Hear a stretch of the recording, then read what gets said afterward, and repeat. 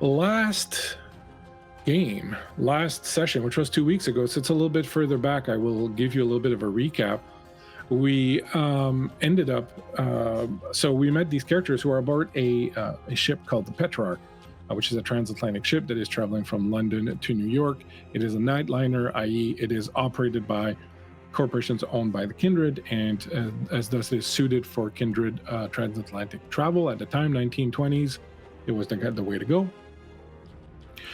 The boats are specially made, but the boats do also have a lot of mortals on them.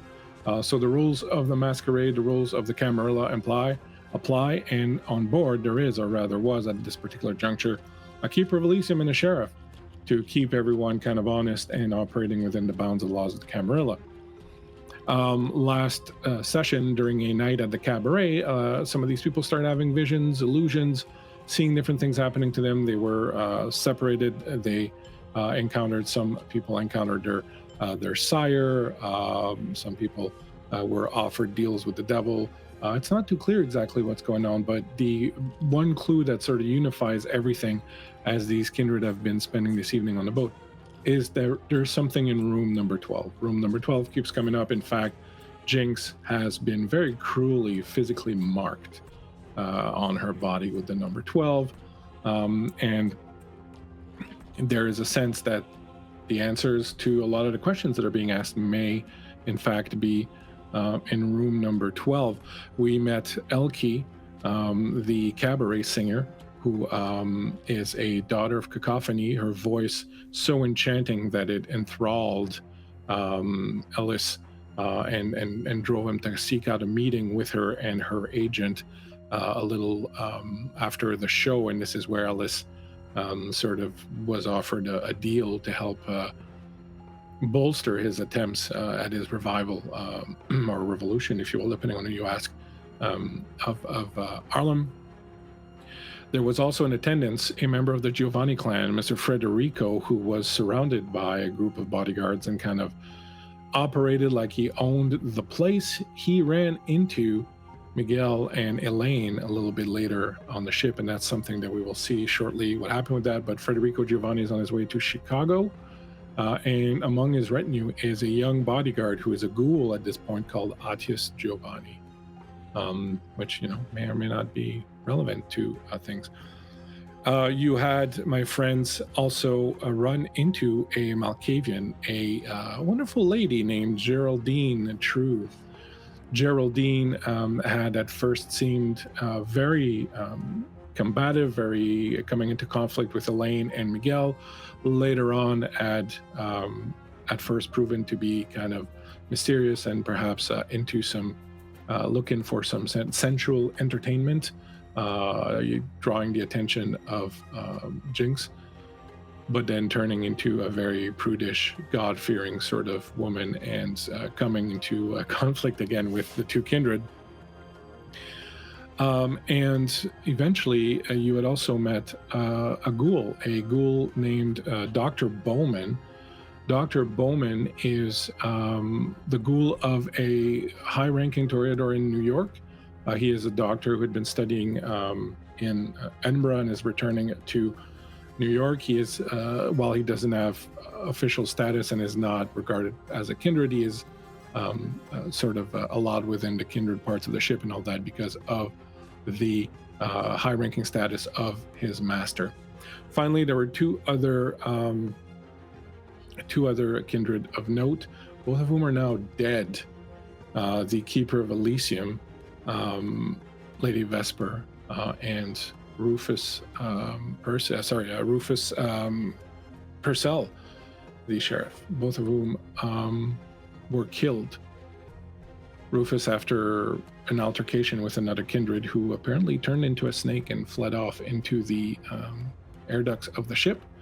But both the Keeper of Elysium and Sheriff are not dead. They have been found by Elaine and Miguel. And we shall see what happens with that. Maybe you murdered them and we don't know. See what happened.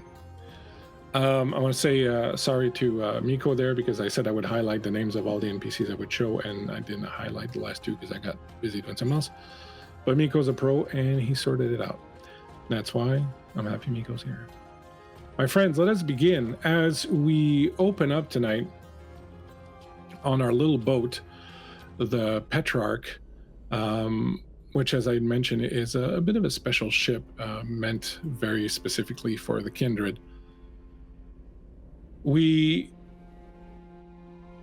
hear these words from the, well, poet who gave his name to the Petrarch in Sonnet. Petrach. Funny how those things work. O wandering steps, O vague and busy dreams, O changeless memory, O fierce desire, O passion strong, heart weak with its own fire, O eyes of mine, not eyes but living streams, O laurel boughs, whose lovely garland seems the sole reward that glorious deeds require, O haunted life, delusion sweet and dire, that all my days from slothful rest redeems, O beauteous face where love has treasured well his whip and spur, the sluggish heart to move at his last will, nor can it find relief. O souls of love and passion, if ye dwell yet on this earth, and ye great shades of love linger, and see my passion and my grief. Grief indeed. As we open up in one of the cabins tonight, one of those old-fashioned gramophone record players is spinning slowly, an old French song playing slowly, lightly in the background. In this room, which is richly appointed and certainly belongs to someone with plenty of means, we can see artist's material. There is an easel, there are a few canvases, maybe there's some paint lying about. It's not really clear who's working on what. There are no works being displayed, but the materials are all there. The clothes that we do see in the very expensive trunks that carry them are beautiful women's clothes in two sizes. One, obviously a younger woman, the other one, a full-grown, beautiful silks, beautiful gowns. The only thing that kind of disturbs from the entire beauty and serenity of the scene is that in one of the beds, one of the two big beds that are in this room, there is a young girl who is lying down under the covers right now, blood pouring out of her pores. She is ill with something, and the illness is making blood pour literally out of her pores. She is sweating blood. She is moaning. She is murmuring. She is saying strange words under her breath, tossing and turning. Florence, you are in the room watching your niece, Elodie, your niece, but also your child, after some strange events that occurred recently. Ever since you stepped foot on this boat, Elodie's been feeling ill. Ever since the minute you got on the boat, she's been feeling ill. She's been feeling out of sorts. It started out just as a generic or general kind of malaise, and then eventually she wasn't hungry, and then she started vomiting the blood, and then she passed out. And you've never seen a kindred pass out before. It's kind of a strange happening, but then she started sweating the blood, and she literally looks like someone who is gripped by a strange and very powerful fever. Could you tell us a little bit about Florence now as we see her, and then tell me what's going through her mind this particular moment and what she's doing? Flora is a woman of almost unrealistic beauty, with her face being so symmetrical, it's unnatural. And she carries herself with poise, but right now there's a knit in her brow. Her hands are sort of wringing together, and she keeps glancing towards the door because she is expecting someone to come through the door with aid for her niece, for her child.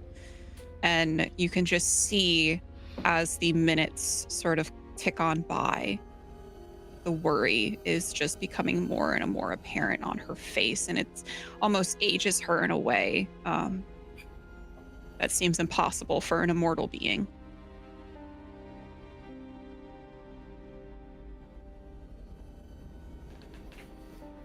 You've gone through a lot to have your niece by your side. You faced terrible dangers, you traveled far, you had to do terrible things. And when you found her, you were forced to make her your child in order to save her. And now you are taking her somewhere in the hopes that she'll be safe and that you can have a better life with her. And now she's lying there in a horrible state. A little earlier, Lady Vesper, the keeper of Elysium, alerted by some of the workers on the boat, had come by to see you and see what could be done. After taking a few moments to study Elodie, your niece, she left saying that she would go and get someone who could conceivably help her. She said she would be back within 30 minutes or so, and it's now been nearly an hour since she's left. You've sent someone to look for her, and they've come back and said that she was busy dealing with something else in her offices and would be by as soon as possible. Now you're still walking around, pacing, worrying, when suddenly you hear, for the first time in a few nights, the voice of Elodie. Mother? Mother? I think Flor whips around. She whips her head around and immediately is at the bedside, holding Elodie's hands, not caring about the sweat or the blood. She wears black anyway. What's it going to stain? You know, the funeral color for a reason. You stare almost in disbelief as Elodie opens her eyes. You can see that the sweating has receded. She's back to her normal kind of pale, cool self. She seems to be almost better. She looks horrible. Of course, she's been sweating blood for, a few nights now, but she looks up at you and she goes, Mama, I think they're coming. I think they're coming, Mother. I grip her hand a little bit and lean in closer to her. Who? Child, who? Can I sit up? And she sits up in bed a little bit, and I'm very hungry. Do we have anything to eat? I look around the room. That I imagine that I have.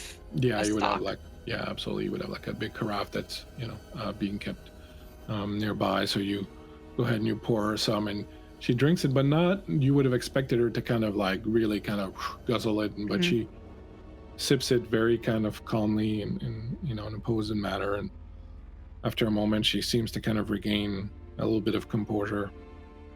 I had strange dreams. Are we on the boat? Yes. And we're going to, and she seems to kind of like, almost like she's short-circuiting a little bit. In New York, we're going to New York? New York, yes. Oh. Do you remember? Yeah. Yes, Mother. I remember going to New York and then to Chicago to see your friend.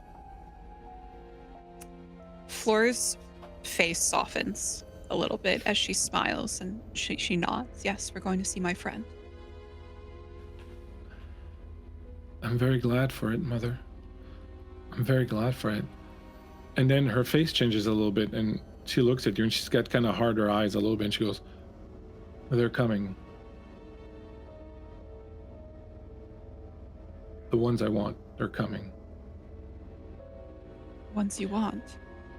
Her voice has changed. It has dropped a little bit. It comes from a little bit deeper inside of her, and there's kind of a chill and a coldness that reaches out to you as she speaks. And when you look into her eyes, it's clear Elodie's not there. Did you think you would just manage to walk into my supplicant's home and take this one away? Did you really think it would be that easy? Fleur. I think that Fleur grips the hand in hers. And she leans in closer. You will not haunt me. I don't plan to.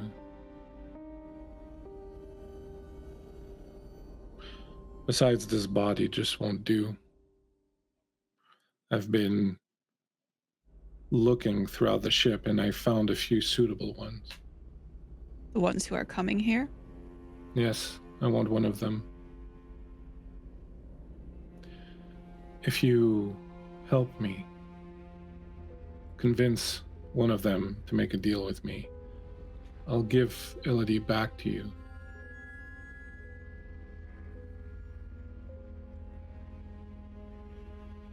Swear it. I swear on all that is unholy. How did you come to be inside of her? I was already there when you came. Transylvania. You thought she was destined for the Cathedral of Flesh. But that was just a little white lie. My knight, Gregor Christou, that you killed so callously, had already made preparations for me to travel west. I've been trying to travel west for a very long time. And finally, I'm on my way. And in the most elegant, as he looks down at Elodie's body, most elegant of ships, one made of flesh and bone and sinew and blood. It's very cozy in here. It's a little tight, but very cozy. And what will you do once you've made it west? See to my own affairs, and you can see to yours. But the upside is you'll have Elodie back with you. She's such a sweet girl. I am aware. You went through so much trouble to get her back, I assume you would not want to waste all of that at this particular juncture. I think that there's sort of a rage building up inside of Floor, and he could probably see it in her eyes. And it's stemming from her own actions in the past. From her consumption of Avalon. And she thinks this is some sort of retribution for that. And as you think of Evelyn, and you think of her soul in yours now after the act of diablerie that you and the others committed, you think you hear a mocking laughter somewhere in the dark recesses of your mind, but you can't be sure. Fleur grits her teeth and sort of wills it away in a way that you do when you don't face your problems and instead choose to ignore them.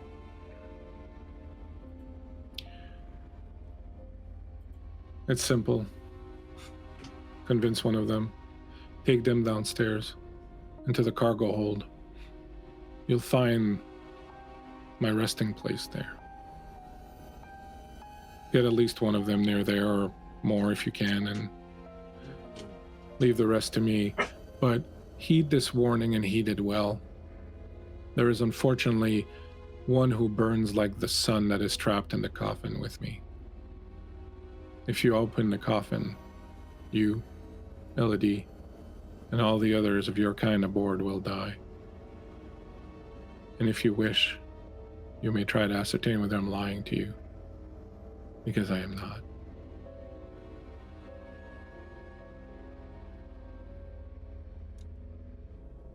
Of course.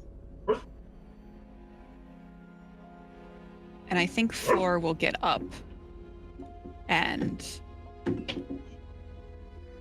pace the room a bit as she waits for whoever to come.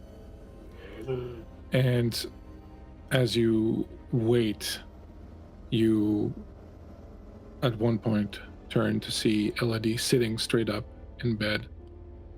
She is rubbing her face with her hands when she looks up She has your face. And you hear, this body won't do. And if I can get one of the others. Then the hands remodel the face again and you can see Elodie. I think Fleur gives a very heavy sigh.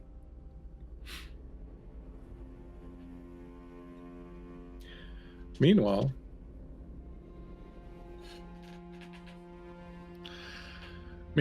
on the top deck, Miguel and Elaine, you have just come out of the office of the Keeper of Elysium, where you found two little piles of ashes that used to be the sheriff and the Keeper of Elysium, and as well the remains of the clothing of one Sir Toby Percy, whom you thought was a Ventru, but apparently can turn into a snake, so who knows what's up with that. Well, we all know what's up with that. But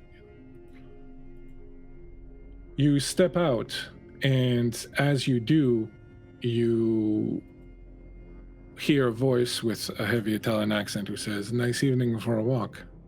You turn to see Federico Giovanni leaning against the railing on the side, watching you exit the office of the Keeper of Elysium.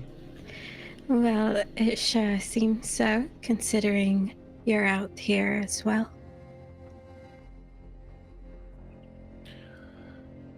It gets a little stuffy down there, especially in the cabaret after a performance like that. Everybody's so sweaty and just the scent of the alcohol and so I just need to come up here and clear your head. Becker came out. Oh, must have missed it. Me and Miguel have been just, enjoying the night air for a while. I see.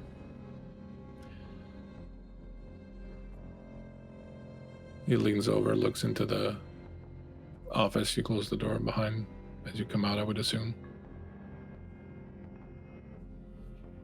Very nonchalant. I'm just nonchalant. like trying not glance at Miguel.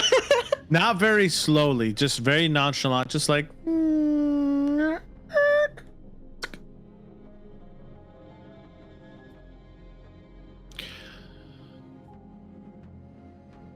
I heard there was a bit of a commotion earlier on the deck below.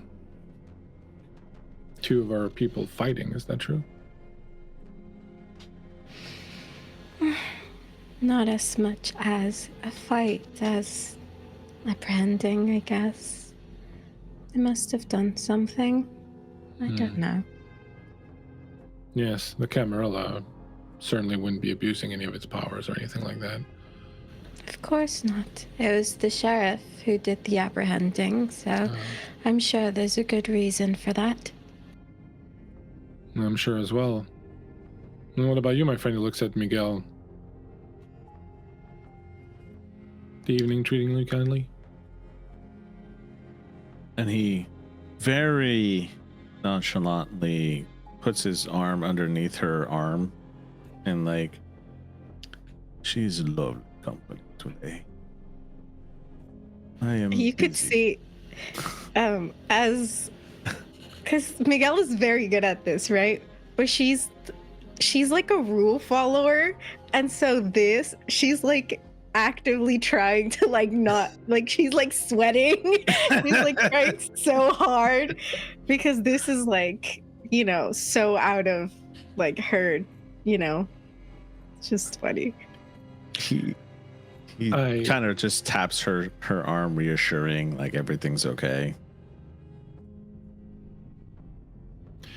Well, I don't mean to detain you if you have places to be, things to do. I'm just going to finish this cigarette and return inside. I hear Miss Elke is going to do a second set shortly. Oh, lovely.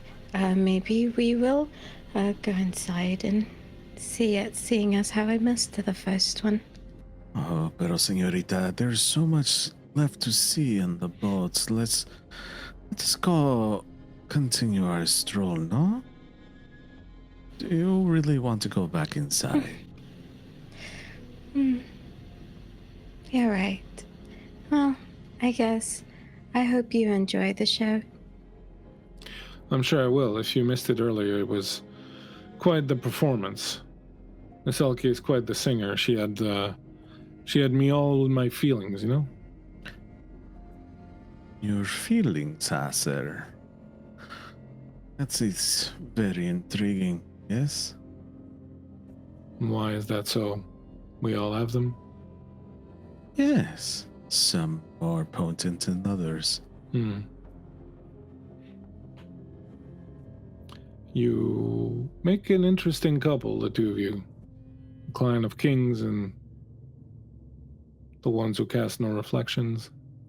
He points in the window behind you, and you can look over his shoulder. You clearly see, you just see Elaine in the reflection. It's a very interesting Yes. pair. Well, it has been quite a long trip. They do say that necessity makes for some strange bedfellows. She just like giggles nervously. Miguel just, in all respects, just grabs her arm, but a little too tightly, not too much that it hurts you, but it's just like he's controlling his anger, kind of gritting his teeth a bit.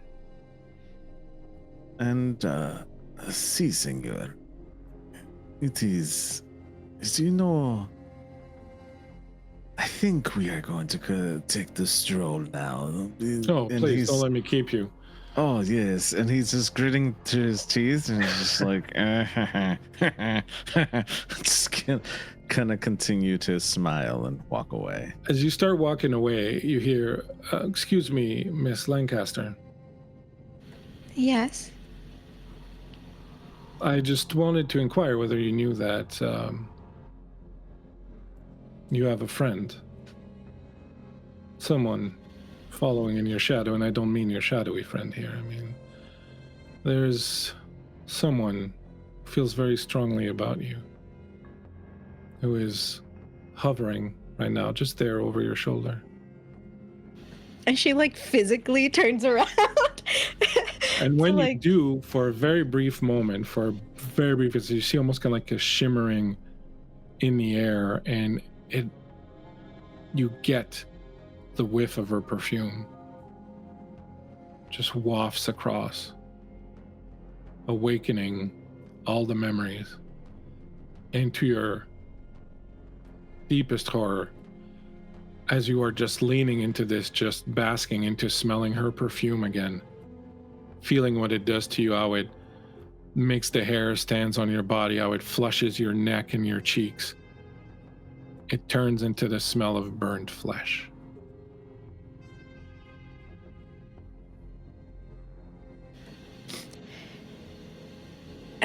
I think she would just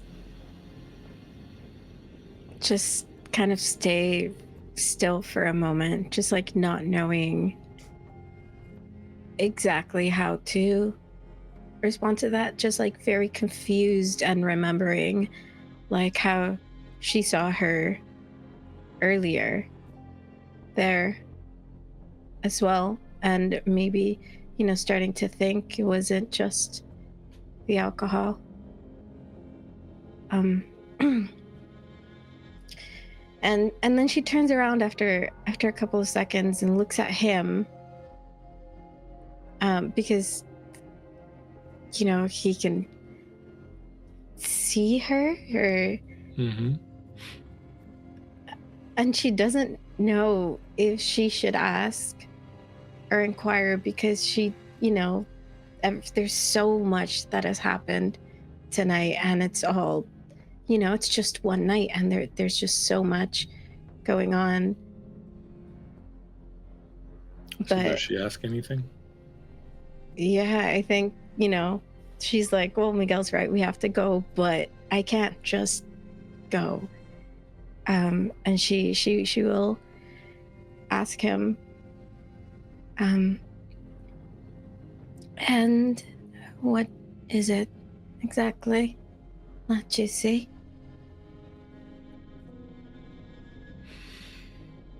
I see someone who's not ready to leave yet. Someone who clings to you, but Perhaps not voluntarily. I'm only mentioning it because I'm afraid this might be used against you somehow, and I wanted to simply say that if you find yourself in a unhappy position, then I might be able to help you. It always pays to have friends in the Camarilla, and I would be happy to render you service if you need it.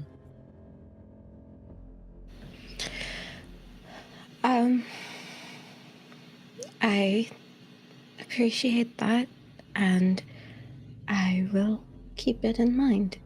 I'm assuming if I do wish to take what you're offering, I would be able to find you again in the cabaret.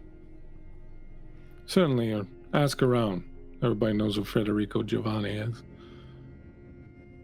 Throw a rock on this boat, you'll probably hit one of my men, so you're good. Thank you. I will keep that in mind. And you, big man, you don't have to worry. The ghosts want nothing to do with you. That's good. You don't want anything to the ghost. Yeah, she will not harm me. No, that's but not something I am others worried might. about. Think on it. The offer's there. Throws a cigarette onto the water. I have to go back. I hear the band warming up. Y'all have a sweet Yes. night. We should get going as well. Si, señorita. Whatever you say. And the two of you part ways with Federico Giovanni, and you now feel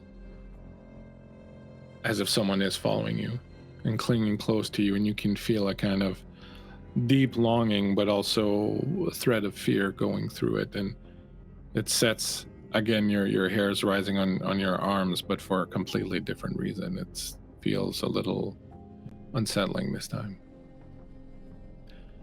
Meanwhile, downstairs, Ellis, you have found Jinx. You have found Jinx in a rather compromising position with an engraving on her body, the number 12. The two of you are shaking off whatever it is that you saw. You are in an empty room that serves as a place to store costumes, things of that nature for the shows. There's nobody else here. It's just the two of you, and it's very quiet in the backstage. You can hear the band starting to warm up in the cabaret itself, but the sounds all seem a little kind of subdued and kind of tamped down a little bit. What do you do?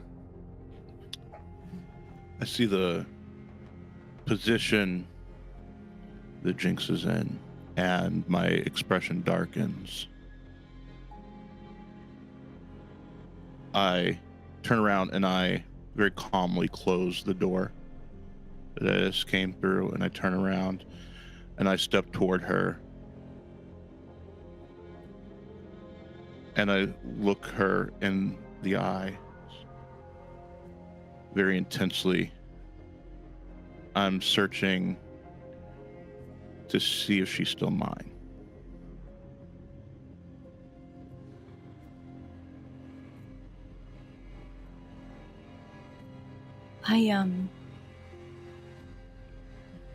I think Jinx is really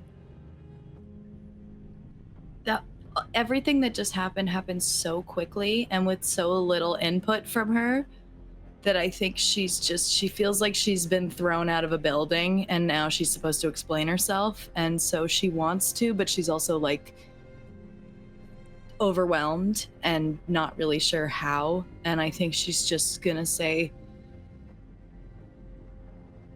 I'm so sorry. I didn't mean for any of it to happen. I don't even know how it happened.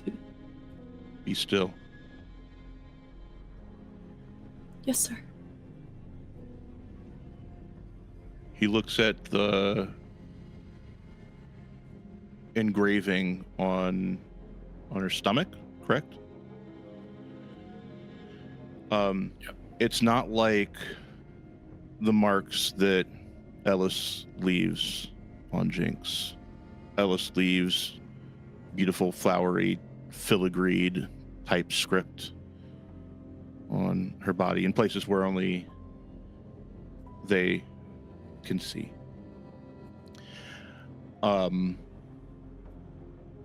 He looks at it and sees it for what it is, a desecration. And he steps forward to her. And then he falls to his knees and he takes his scarf and then begins gently cleaning the wound.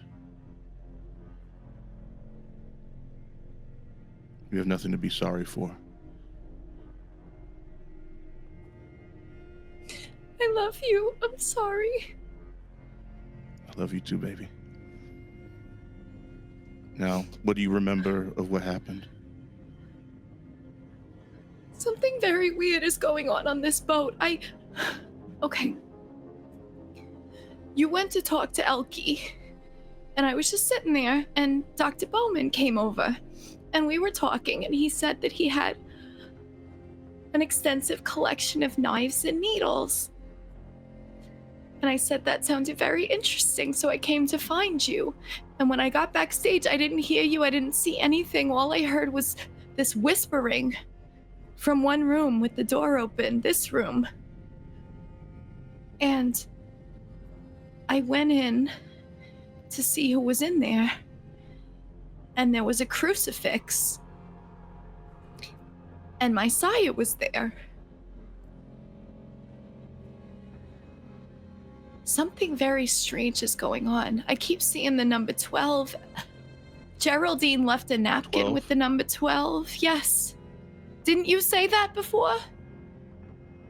Yeah.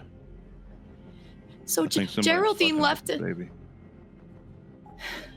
Geraldine left a napkin on the table that said the number 12, and I didn't think anything of it until I wrote down our cabin number for Dr. Bowman, and then I saw it and I thought maybe it's a cabin number, but then I came back here and she was asking me about you, and I said that we love each other and that you treat me very well and that I'm so happy. And then she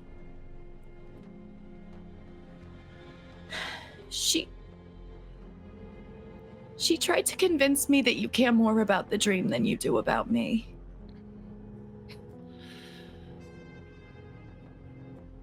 I didn't Maybe buy it. The dream ain't nothing without you.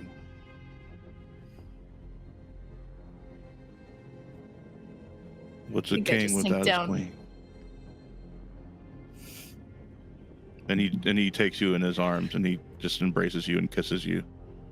Yeah, I sink down to my knees and I just hold you close and I start kissing your hands and your face. And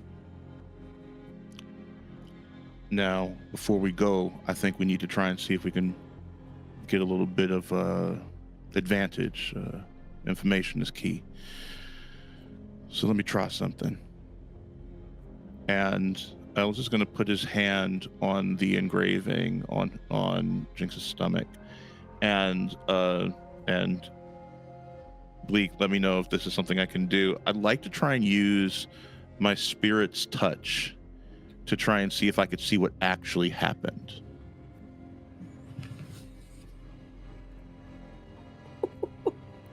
I love it. Go ahead. Go ahead and yeah, give me hold on, I gotta open my cheat sheet, but I do believe it's perception and Perception plus empathy. There you go. I knew it was something like that.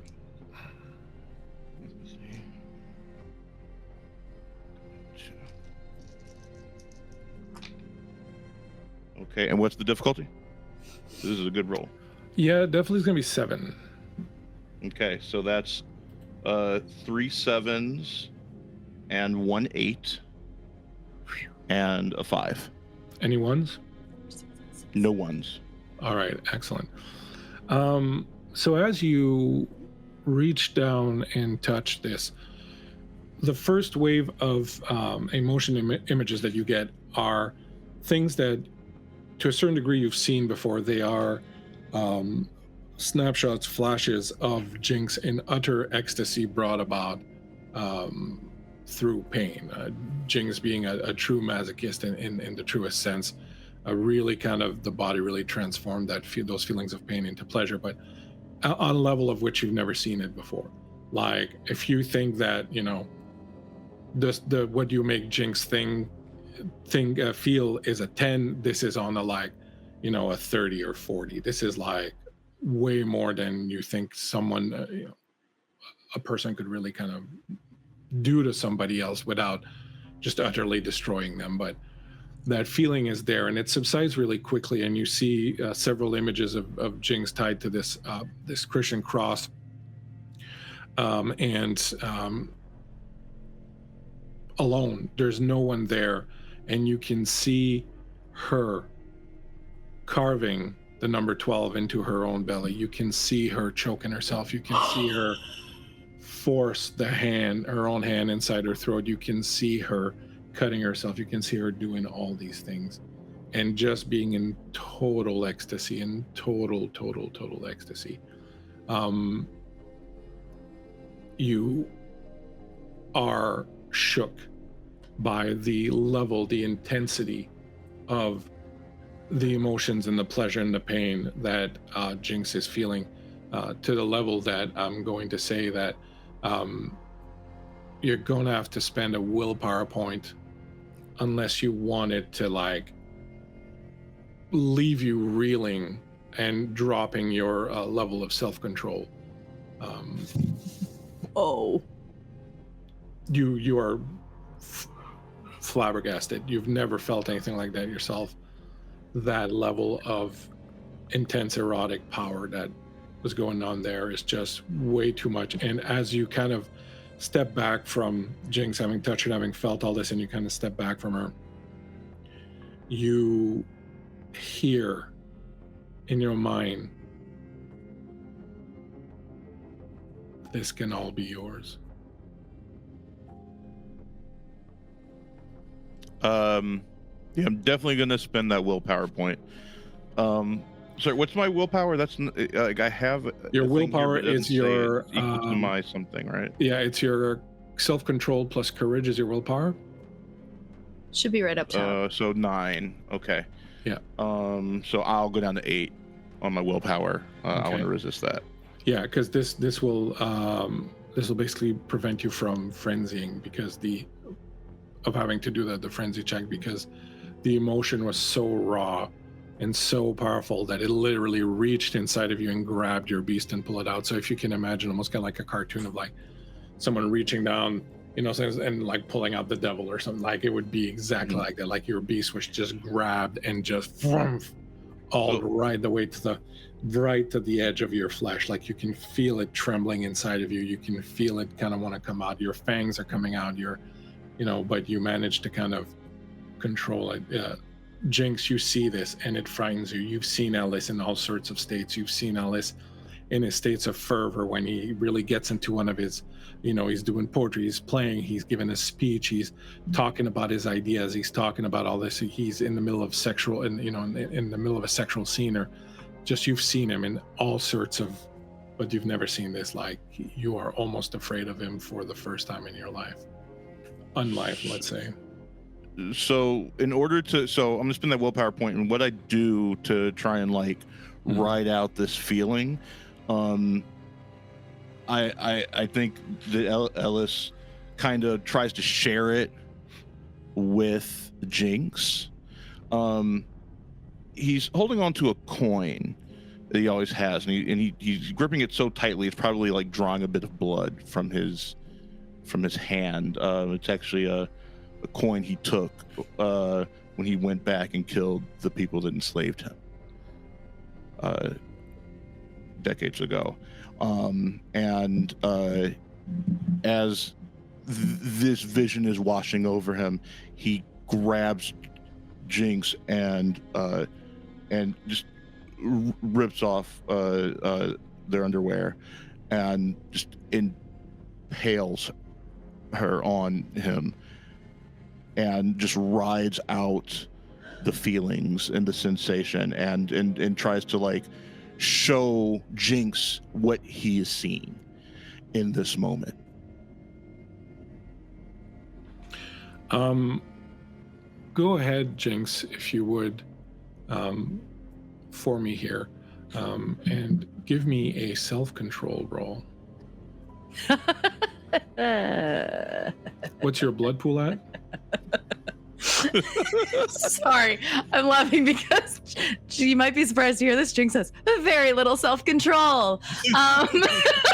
Like, oh, so little. My blood pool is currently at 5. Okay, so... and my self-control is 2. Yeah, so your target... Your target is going to be, it's okay, your target is going to be 8. I will tell you do have night moves. You can spend a night That's move right. to buy a success if you want.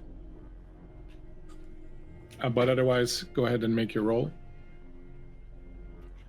I'm not allowed to know what I'm avoiding, am I? You're avoiding going into a frenzy. Oh, I'm going to use that night move then. I don't want to hurt him. Yeah, I'm going to use that night move. That's, yeah. Yeah, so just one night move. All right. So, yeah. Ellis, you see that Jinx is already in such a heightened state that the second you do this, like it just almost sends her over on the edge. Her fangs come out, her face starts to transform into this mask of horror, her claws come out, and she starts fighting back, something that she very rarely, if ever, does. And you see it kind of coming right away, but like you said, because you're trying to kind of calm down and you spent your willpower, you talk her. You've done this before. You talked her down, you control her, you bring her down, and you can see that slowly with your presence and you're talking to her, she starts to regain control. Yeah, like I'm just chanting to her as I'm thrusting into her. I'm just saying, just feel me. This is real. This is where we are. Just see the moment, but don't get lost in it. Not too long after, because things of this magnitude of emotion and intensity rarely last very long, the two of you are lying there on the floor, completely spent.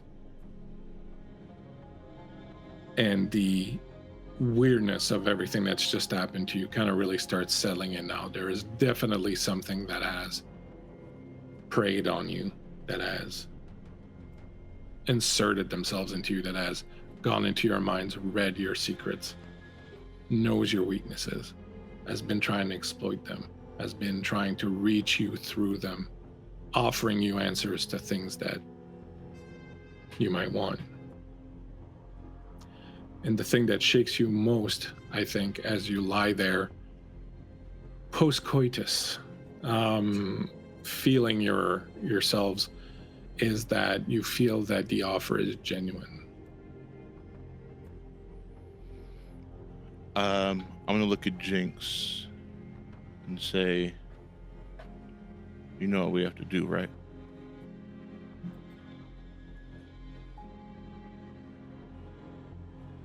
I think we need to kill whatever the fuck this thing is.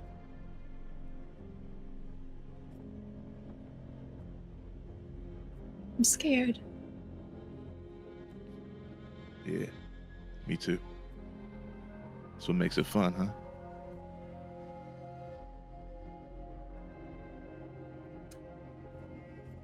Cabin 12. I love you. I love you too. Let's probably clean up Cabin first. 12. You manage to find, since this is here you go, this is a room full of costumes for the various shows at the cabaret. Jinx, your clothing is ripped and kind of shredded. So what does Jinx find to wear? Ooh. I mean, she doesn't want to make it too obvious that she stole a costume. Like, she didn't want to steal, like, a friggin' feather headdress or anything. But I think, one of the kind of cute little form-fitting showgirl outfits that's, like, nice but not too noticeable. Not too bright of a color. Probably something in black.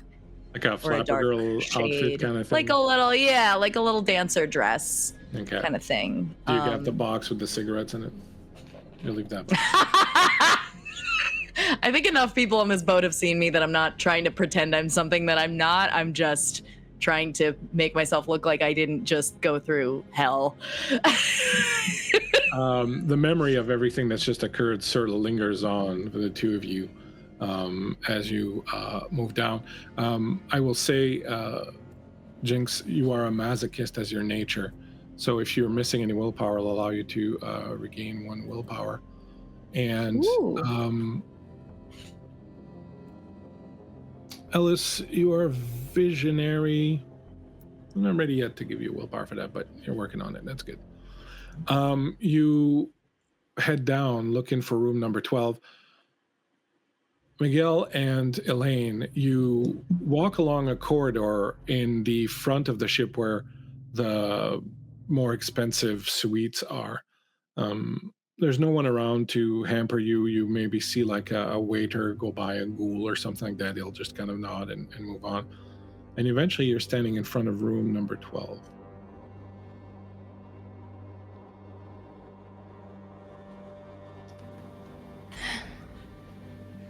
Well, there has to be something here to explain what's going on. Or else you wouldn't have been so frantic to hand me that piece of paper. But, you can go first again. You'll see Miguel nod his head, look over to the señorita, and kind of like gesture her to move out of the way. And in the most New York, Brooklyn, NYPD style you can possibly think of, he's kicking down that door. Go ahead, my friend, and give me a strength check. Do you have any potence? You do. You have 2 points of potence. That's 2 automatic successes. So go ahead and roll your strength. Sure. What am I shooting for? You're going to be shooting for, I'm going to say they're probably fairly reinforced. I'm going to say 7. Because they're meant to be protective doors. So that's 1 success, 2 success, 1 failure. Yeah, also, she was expecting him to knock. To knock, yeah. She was expecting him to, like, or try to see if it was locked. And so that takes her by surprise, where he just, like, kicks the door. Like, who does that, right? And so she's just she like startles and just like cloak of shadows herself as like just like reactionary. Fleur, you are in the room. You've just seen this transformation of the face of your niece, and you hear a minute sound at the door, and then you turn towards it in time to see the door bust open, come flying in. And who is standing there? Can you describe Miguel a little bit?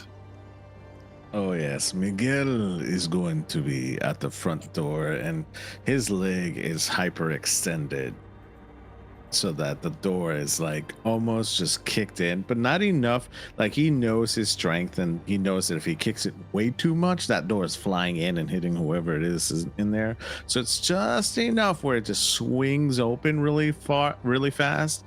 And you see Miguel, and he's a 6-foot Spaniard-looking gentleman with a short haircut. He's got very olive complexion. He's got his shirt, he's wide open. He lost his vest somehow. I don't know where, but he lost his vest that he was wearing.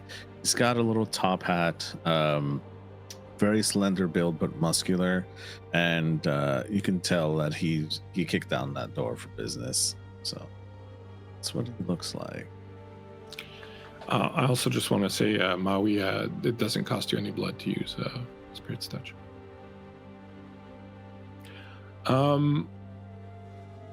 What does he see, Fleur, as he comes barreling through the door, Inspector Sepowitz style, kicking down that sucker? You will see someone who looks very unimpressed by this display. She is a woman of average height, I would say, about 5'6", 5'7", slender build, Blonde hair that is definitely not her natural color, and you can tell that by just how blonde it is, as well as her dark brows. Impeccable makeup, dressed quite exquisitely, with fine jewels on her. And she will quirk an eyebrow at you. You've never heard of knocking? And you'll see that he kind of looks not surprised, but more of like not even bashful. He kind of in between and more like just shooketh.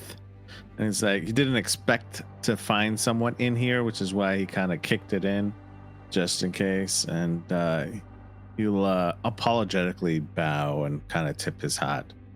Say, Señorita, I apologize. I didn't realize there was someone here. Yes, well, if you had knocked, that could have been avoided then, couldn't it have? I don't have an excuse for my lack of mannerisms, but we've had a rough night, and he's gonna look for Elaine and see that she's bamfed out of there and kind of She said bye. just kind of bamfed out of there and just like see that she's not around, and he's just gonna be like, my bad kind of way. So he'll straighten himself up. He likes to dress well, so he's a little bashful at this moment. He sees that he's in the wrong, and he does profusely apologize for the intrusion. Doesn't mean to startle, but I am assuming he could tell right away you're kindred.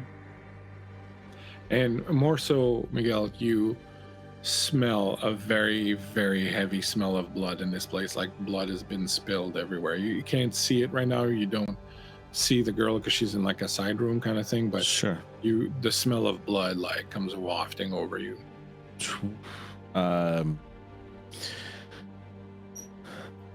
I think he's fed, so he should be all right. I think so. Yeah. I think he rolled a 7 last time.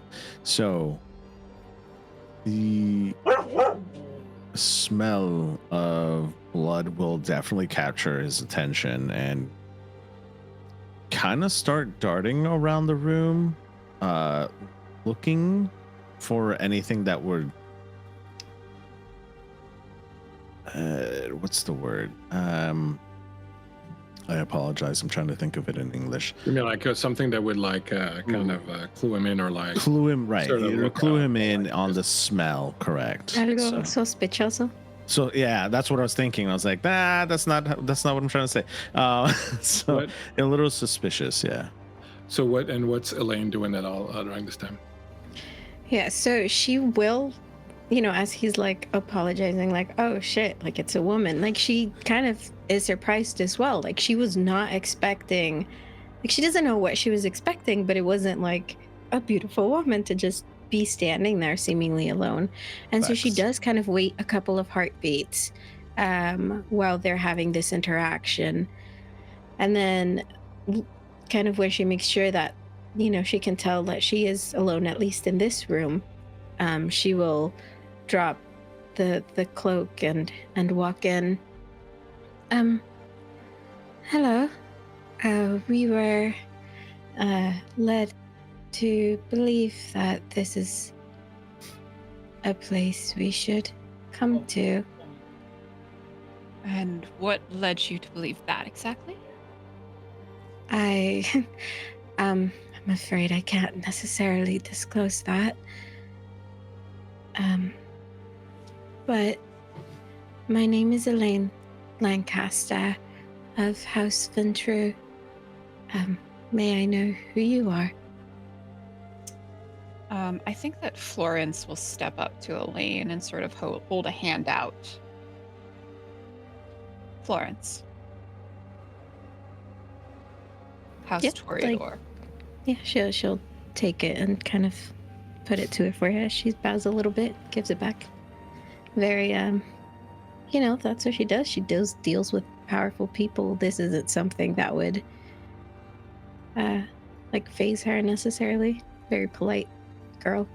And I think that Floor cuts a look to Miguel as he's perusing through her belongings, I'm imagining. He's just standing still. He's not perusing. He's just standing still. He's eyeing the room more than anything else. He's not very intrusive. He's very more like something is going on that smells the smelly smell, and he wants to know what the smelly smell is. So he's just kind of looking at the room. You can tell that there's like a door that leads like us where the bedroom would be, basically, like this pretty big cabin. And the smell seems to sort of be coming from there. From what you can see in the room, it's clear there's probably 2 people in this room. Like you see different size clothing and stuff like that. Well, it's been a rather strange night for us.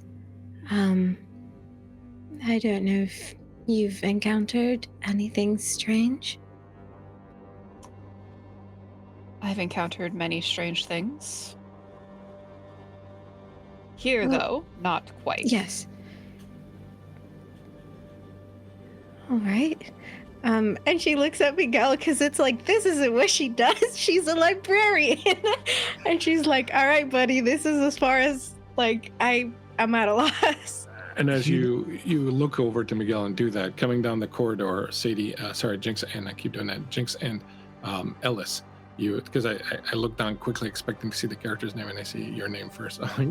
Honestly, I love it. It keeps me on my toes. Nice. The 2 of you are walking down. You can clearly see that there's a door open, like partway down the hallway.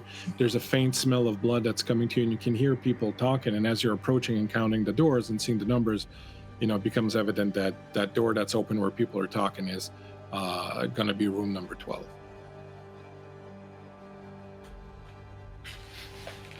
Looks like we're not the first ones here, baby. Do you want me to go in and do a quick lap first? Sounds good. Okay. I'm gonna burn a blood... Or do I have to burn a blood point to use my celerity? Yeah, I believe I you thought do. that was how that worked. Yeah, Yeah. I thought so. Okay. Would I I'm gonna use my hear- celerity. Huh? No, I'm sorry. Go ahead. No, you're fine. I think I'm just gonna try and, as we're approaching, like, start, like, when we're far enough from the door so that they don't necessarily know we're coming, just run in, do a lap around the room, see who's in there, see if I can observe anything. So your and then come celerity, back out. oh, you got celerity 3 though. Okay, so Yep. with 3, I'll totally let you do that. I will, however, give people inside a perception check to see if they notice that something's Okay. Okay. Sure thing. All right. So you blow your blood, you step through, and you kind of go through the room. Everyone who's in the room can go ahead and make a perception plus alertness roll. What's the target number? So hold on, give me a second. Your target, you have celerity 3. Your target number is going to be 8 unless you have heightened senses, in which it'll be 7. Just 1 success.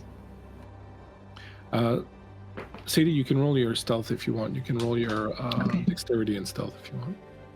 I can't remember. 2 success. Oh, 3 successes. That was it. I also had 3 successes. Okay. So you can roll with a Okay. target of 7. Okay.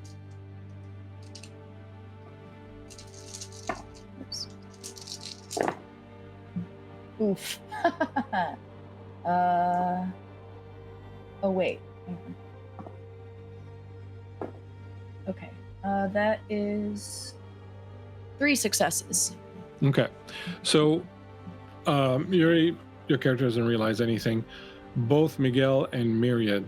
So as Miguel and Florence, Miguel, you're in the room and you suddenly just kind of feel your shirt collar kind of shift, almost kind of like when there's a strong wind kind of thing. And Myriad, you feel the same thing, but it's your hair which has not moved in a long while. You feel it brushing against your cheek.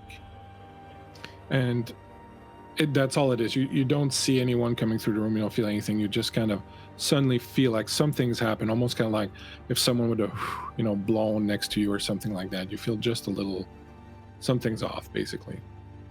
I think mid-conversation, he wouldn't necessarily acknowledge it, but he'll kind of look at Florence to see if she did anything.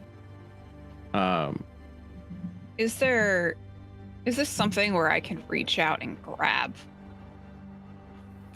whoever's in here? Only if you have the same level of celerity. And you have no celerity, so no, there's no chance. Sorry. But knowing that see that someone's coming? in here, knowing that someone's in here, I think Florence is going to give a sigh, exasperated at these intrusions. So, Jinx, what you saw going through the room was these people in one room. You saw, the nice clothes, the artist stuff, everything, and you saw there's another room, and in it there's a young girl who is getting up and is dressing. And you saw a bed that was entirely soaked in blood. The bed sheet's completely soaked in blood. And you're kind of getting hungry at this point. You're down to 4 or 3 points of blood now. 4, I think. 4. Yeah. So like you almost stumbled when you went through that room, like because the blood was there and it's kindred blood. So it smelled really rich and really good. But you kind of managed to get through. You come back, you reappear. Basically, Ellis, it looks like Jinx like kind of just, shimmered for a second. And then she's back with that hair kind of out of place a little bit. And I don't know why they would want to lure us to that room. It's just a few kindred and a sick little girl. But let's she's find been out.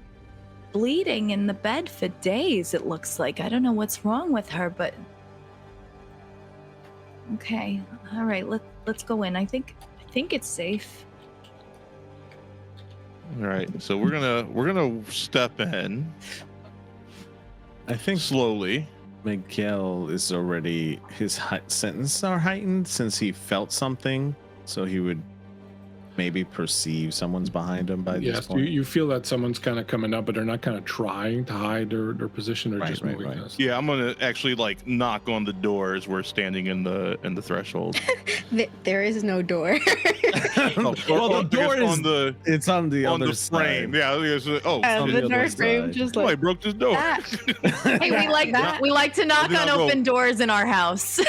I'll just go knock knock. I'll just say knock knock as I knock on the air. I think that Knock, Florence knock. looks at Miguel and kind of Housekeeping. gestures talking. I'm sorry. It's the square in the lady square. Audible Hello. sigh. Audible sigh. I just want to say, as they step into the room, Myriad, you catch a glimpse of Elodie, who's getting dressed and kind of getting ready to come out.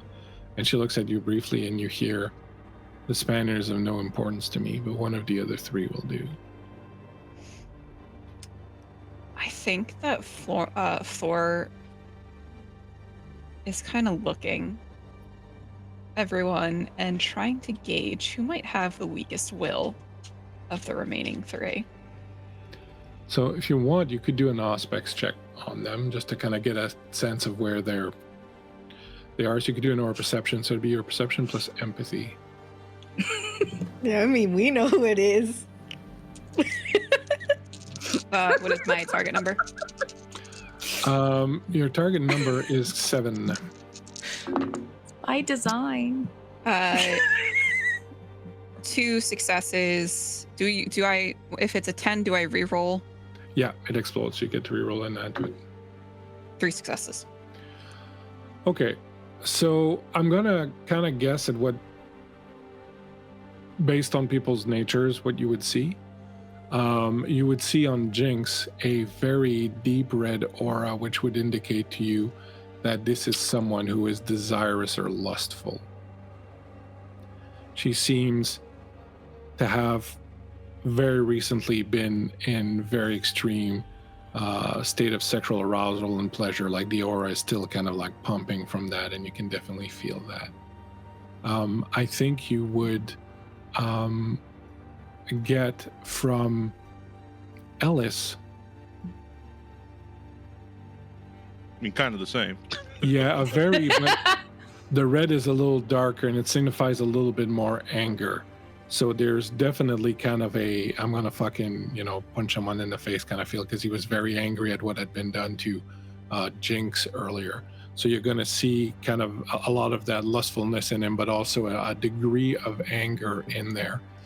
And I think in the case of Elaine, you're going to see a couple of things. You're going to see a little bit of white, which indicates innocence, but you're also going to see a lining of silver, which indicates a deep sadness. Here's someone you feel that is in some stage of grief. And I'm going to assume you're going to do Miguel also, since he's standing right there. Since he knocked down my door, yeah. Since he knocked down. So you see the aura of a Diablerist. No, I'm kidding. What would you say you're feeling? Your state of mind is, Miguel, right now? Actually, state of mind is heightened. He's 100% heightened, especially after Jinx, who he wouldn't know it was Jinx, but someone came in and tugged his shirt. He's on a state of alert. So he's got a little bit of that light green and violet going on, where he's like distrustful of his environment, distrustful of people around, but at the same time he's kind of like excited and kind of like not excited in a turned on sense, but kind of like on all, antennas are out kind of thing.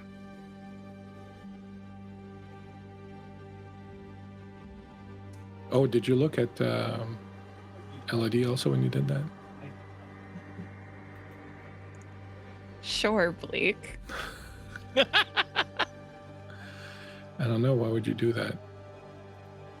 Something's in my niece right now that I don't know what it is. So you've seen the auras of all your compatriots who participated in the diablerie of your sire so long ago. And you noticed how, regardless of what color their auras were, what was going on with them, they always had these black streaks in them. Now, over the years, they've receded and started to fade a little bit, so that they're a lot less apparent now. But what you see at first when you look at Elodie is literally not black like, oh, someone painted something black, but black like there's a hole in time and space there, like the black of void and emptiness, and of like, like the deepest, most disturbing kind of darkness that you can see. And then she smiles at you and you see the aura starts cycling through all the different colors: red, green, blue light, purple, red. And she just smiles at you, and then it settles back into the black. I think Flores gives her a tight smile back. And then she'll focus her attention back on her uninvited guests. So what has gathered everyone here to my room? Well, I don't know about the squares, but my lady and I have been violated, and we're looking for some, shall we say, recompense. Well, I can assure you that I had no part in your said violation. Then why were we sent to this room by 4 different people? Your guess is as good as mine. Did they tell you what they were looking for? Perhaps I can assist. I'd like to perceive Florence's aura. Yeah, I don't trust you at all right now. I was like, this doesn't suck. Miguel would not perceive Florence. I feel like Miguel has dealt with people like Florence in New York. I think he's kind of used to it, so he's going to let this carry on. What is it? Perception plus? Yeah, so it's perception plus empathy. Empathy. I have, it's difficulty 8, I believe, correct? Yeah. All right, so I have an 8, a 10, which is the explodey thing. How does that work? Yeah, you reroll. You can reroll your 1. And it might give you another die, another success. Okay, so I don't have a 1, but do I just reroll one of my failures? Yeah, sure, that's fine. Yeah. Okay. Or you take that 10. No, you take that D10 that you just rolled. That counts as a 10, and then you get to roll it again and see if you get another success out of it. Okay. That's another 10. So that's 3 successes. I got 2. Fleur, Mm-hmm. because you're such higher generation than them, you can decide whether or not they can see your aura. I'm gonna say no. So as the two of you gaze upon Fleur, and especially you, Ellis, you get the sense you get a really good reading, but you don't see anything at all. And you would know from experience that this indicates someone who is of much higher generation than you. Florence, if I may. Yes. Not Miguel. North talking. Mm-hmm. What is your demeanor in the visible sense?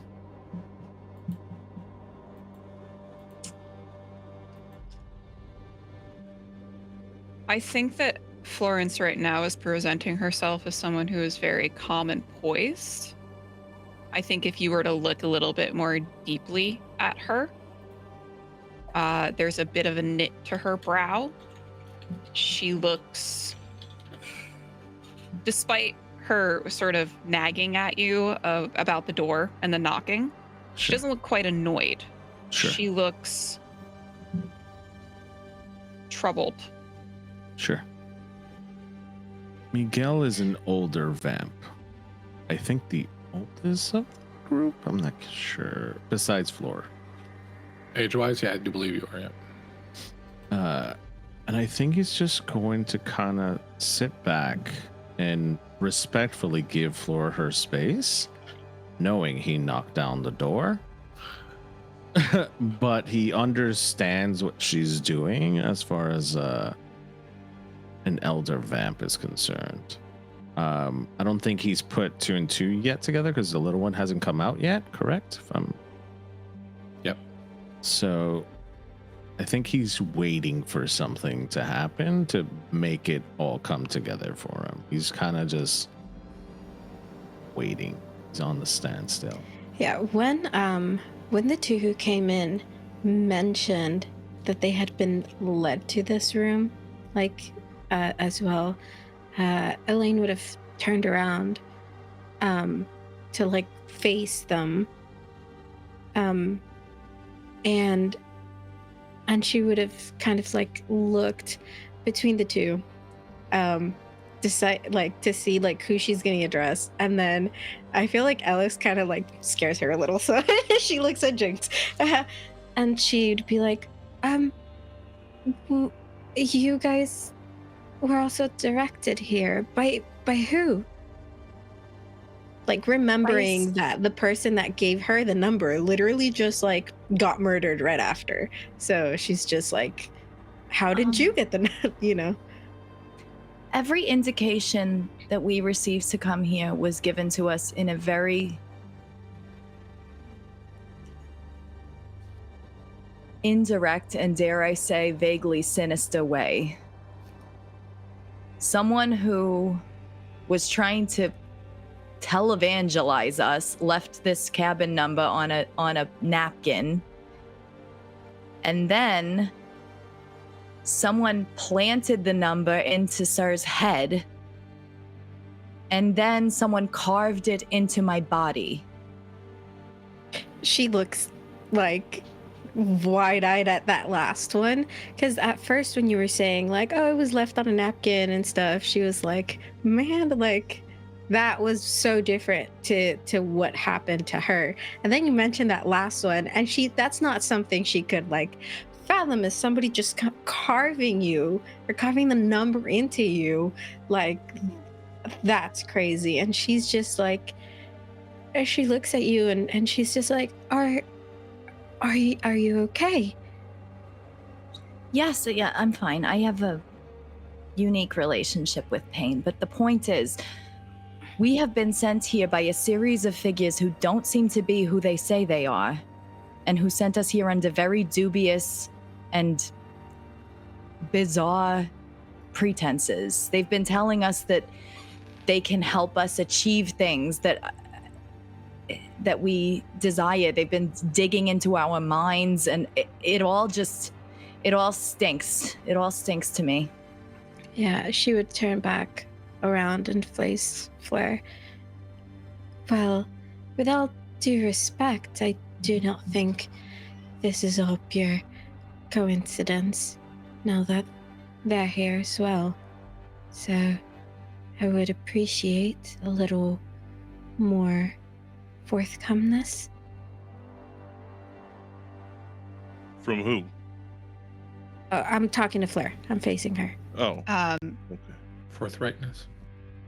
Fleur is gonna smile. Yeah, at because you. I will chime in on that because it's clear that you're hiding something since you won't let me read your aura. Trust me, I have enough reasons to not allow anyone to read too deeply into. Yeah, like maybe you're hiding myself. something and you desecrated my love. Trust me, I have no interest in you two or whatever it is. You keep saying trust on. me, yet you've given us no reason to trust you. You come into my room. We knocked. Start demanding things. Well, we sort of knocked. The door seemed to be knocked over. Listen, I've just told you everything that's happened, and if you're still angry at us for coming in here, then I don't know what's wrong with your head. I'm not angry at you at all. What gave you that impression? Okay, sweetheart, whatever you say. And at that moment, you hear coming from the doorway to the room next door, a very small voice, and you see a young girl, perhaps about 13, dressed in a beautiful, beautiful dress at the height of fashion, hair combed, looking absolutely adorable as all hell. Mother, have you told them about what we saw downstairs?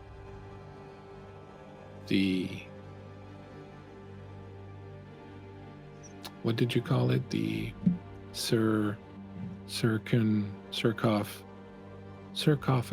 Sarcophagus. Remember how? Perhaps that is what you all are looking for. Perhaps that is the source of your misery. You're gonna see Miguel make it click in his head. It's an audible click in his own head, but it's going to make sense for him now why Fleur is being protective. I would say, kind of. Is Fleur being protective? Yes, she is Okay. very much not. If Elodie hadn't come out of her own free will, you imagine that she would not have even made it known that there was another person here. And kind of not get in the way. I don't want to say Miguel gets in the way, but he kind of steps towards you in not a non-threatening way, kind of standing next to you at this moment, and stands by you and kind of signals over to Elias. Sorry, Ellis. Ellis. Butchered your name. And kind of just give her a nod. Just like, it's not what you think. And he's going to look at both Ellis and Jinx, and just be like, I think the temperature needs to calm down just a little bit, don't you think? I feel rather comfortable, actually. I think you are. I'm not pointing coming in here daggers. trying to fight with anybody. I think if you listen to what I just said happened to me, you would understand that I'm a little bit scared and a little bit on edge. And I do apologize for coming in with that energy. However, can you really blame me? I think that Fleur is going to look between Jinx and Ellis. I imagine you both feel protective over each other. And she'll sort of give a side glance to Elodie. You can understand then my hesitance to help if it interferes with the safety of my own child. I can assure you that we have no interest in hurting her. I think to her point, and she looks at Jinx, if you heard everything that she just said, a man gave me the number to this room and then was murdered. So whatever the girl says, that we would very much appreciate knowing as well. Well, I dreamed about all of you, if that means anything. I've been ill, haven't I, Mama? And Elodie comes over and she takes your hand, Flor. I've been very ill, and I've been delirious, and in my dreams I saw all of you, and I knew you were coming here. I just got finished telling Mama that you were on your way before you came in. I don't know what it means. Miguel's gonna look at Flor and kind of, in a glance, ask for permission to kneel to her level. I'm assuming she's short. Elodie or Elodie? The child? The child. Yeah, she's 13 years old. She should be. Okay, shorter. so he'd Flora will give kinda- you like a very quick nod. he'll go down to one knee to kind of get to her level and ask her, You saw us coming, huh? I did. Well, not you. I didn't see you. I saw the others. I knew that they were coming to see us, and I knew that they would be angry with my mother, and something told me that I should take you to what we saw when we came on board. There was a big white, looking at Fleur, sarcophagus, like a big white box that had angels carved on the side of it, and it was being loaded downstairs. And I remember seeing it, and it made the hairs on the back of my neck stand up, and I felt kind of a chill when I saw it. And from that moment on, I started feeling ill, and I've been very sick, as you can see. And she points towards the bed, and you can see the bed that's drenched in blood. I've just been very, very ill, and thankfully, Mama took really good care of me as she squeezes your hand, Flora. But I think I have to go show you this place, this thing. I think it's what you're looking for. When she describes what she saw, right? She said it was like a sarcophagus with like angels and stuff carved upon it. Would there be any sort of roll I could do to see if like any of it rings any bells? Have I heard of anything similar that would give me any insight? Yeah, absolutely. So go ahead and give me. Because I read a lot. I read a lot, yeah. So go ahead and give me your intelligence. And I'm going to say give me your academics. Let's make an academics roll. Oh, that's perfect. Okay. All right, it's a lot of dice. Let's see. That is 4 successes, one of them crit, which means I get to roll another one more dice, right? Yeah, exactly. Okay. And that is a success as well. So 5 successes. Any ones? No. Okay. Excellent. So, especially within the context of Kindred related literature and things you would have read, you would know that in the Dark Ages, it was common practice to line the coffins of people or things that were thought of to be creatures of the night, or monsters or fiends of hell, or anything like that. If someone was thought to be possessed, for example, or any of those things, and they were put in a coffin, there was a tradition of putting the Archangel Michael somewhere on there, either engraving it or in a painting or in some way, shape, or form. And this was meant to be a kind of protection, or like a guardian that would prevent whatever evil spirit was hidden in this this tomb or this coffin to rise out of it. Okay. Oh, Jesus. All right. So as No, she the kind Archangel Michael, not Jesus. So as she kind of like, as the girl is talking and she, kind of thinks and remembers that, she would look at Miguel and say, it seems like we might be dealing with something quite dangerous here, actually. They wouldn't have carved the angels into the sarcophagus for nothing. Those of the divine is never good. All of these events seem to relate to Christianity in some way. The woman was trying to preach to us about Jesus. I got strapped to a crucifix. What woman? Geraldine True? You mean the person who was talking? And he's gonna look over to Lane. Wasn't that the person who tried to get us to party with her? Yeah. Yes. I could not picture her as a Christian. Well, she is a seemed far Malkavian. from it. She's crazy. She's There is Malkavian. a point You saw there. the other side. That makes sense.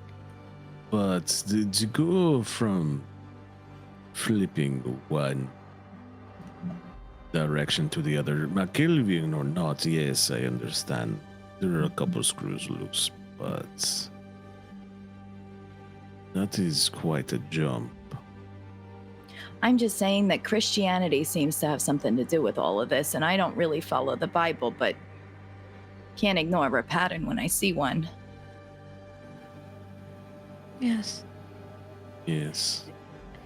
All I'm thinking saying is if to they're trying be to get us careful. to, I'm saying if they're trying to get us to go to something, I'm wary of it.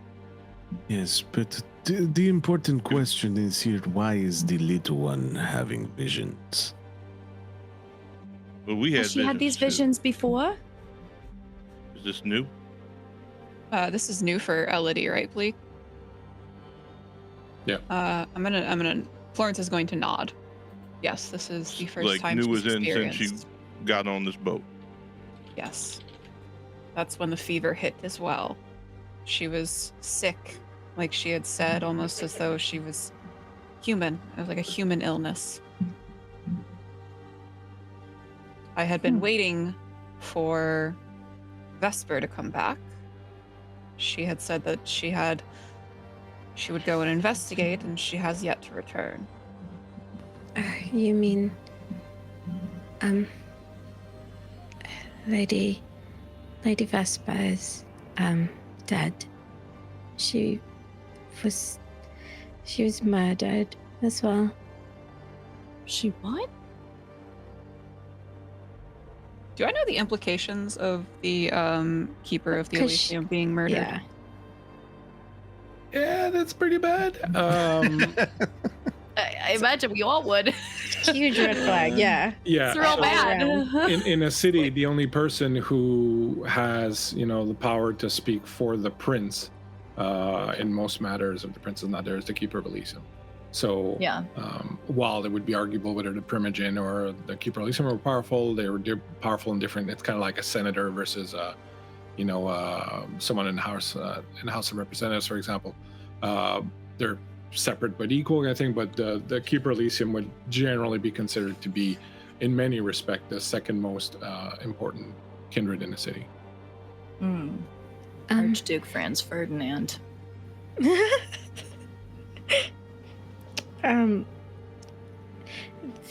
Like I said, the man who led us here was murdered, and we went to see the keeper of Elysium to see if she could tell me anything, but when we arrived, it had already been done. Her and the sheriff as well. Oh, so there's no authority figure on the ship. Great. That's wonderful. While they're all talking, Yep. I like to look around the room. Is there like paper or pen, paper and pen? Oh yeah, there's anything tons like of that? like artist material in here, so you would easily find something to do that with. While they're talking, I'd like to go over to like a desk and sit down and take the pen and piece of paper, and I want to like kind of take in everything that everybody's saying, and I want to take all this information and I want to think about it in the terms of a story or an epic poem.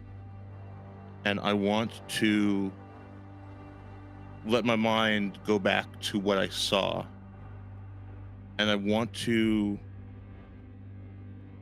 see what comes out of me. I want to see what I can write. Like, I want to see if I can like pull something from what I saw that might help illuminate the situation at all, something that Elaine or North might be able to recognize, because they're a lot older than me. I don't really trust Florence at all, so I'm less concerned about, her Okay, thing. so I'm still wary of her.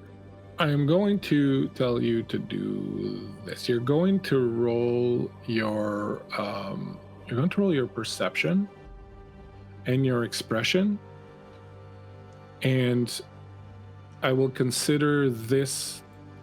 I won't consider it this, but you have dementation, and basically that's what's kind of gonna kick in, and that Malkavian discipline that you have is going to kind of like, you're going to look at it from a completely different angle, from a completely different mindset. You're going to kind of put yourself into that kind of Malkavian mindset and try to glean something from it. So go ahead. Yeah, to understand the unsub, I must become the unsub. Yeah, that's right. Ooh. Okay. That's 3 crits, 2 8s, and 1 1. All right, so the one's going to cancel one of your crits. You can roll the other ones and add to them. Well, that's 4 successes so far, and that's an 8 and a 9. So as you sit there and 6 successes. Start writing, and kind of open your mind, the rest of you will just at some point, as you're all talking, eventually the sound of furious writing, it would be furious typing in some other world, but furious writing is going to kind of start coming through, and you're all going to kind of stop talking at the same time and turn over, and all you see is the back of Ellis's, his back hunched over the desk and just like furiously scratching away, and even when Jinx is like, sugar, he doesn't even respond. He's just like scritching away. And after a moment, he stops and puts his pen down and leans back. And Ellis, when you lean back, you see you've done a couple of things. You're not sure how you did this, but you did it. At the center of the piece of paper, you've basically created a concrete poem. You've written out this complex poem that I will tell you about in a second, but it forms an image. The poem that you are writing is the clearest, most indelible, incontrovertible expression of your dream that you've ever put down on paper or declaimed before. And the image that appears, that you've drawn out basically with the lines of your poem, is that of an archangel with a flaming sword.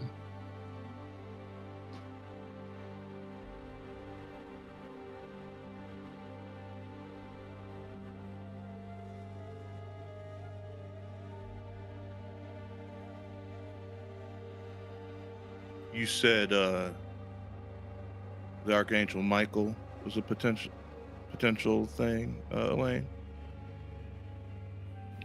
Well, it is usually carved into sarcophagus when you're trying to keep something from coming back up. What you glean, Ellis, from your writing is a sense that the answer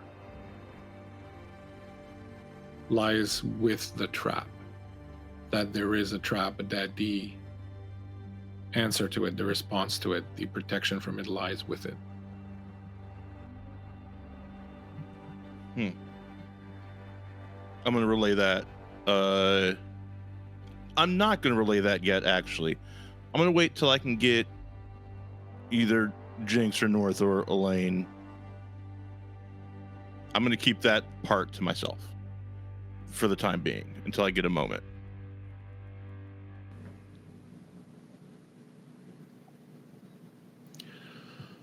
Fleur, as this is going on and you see him kind of scritching away, you hear in your head, look at him go.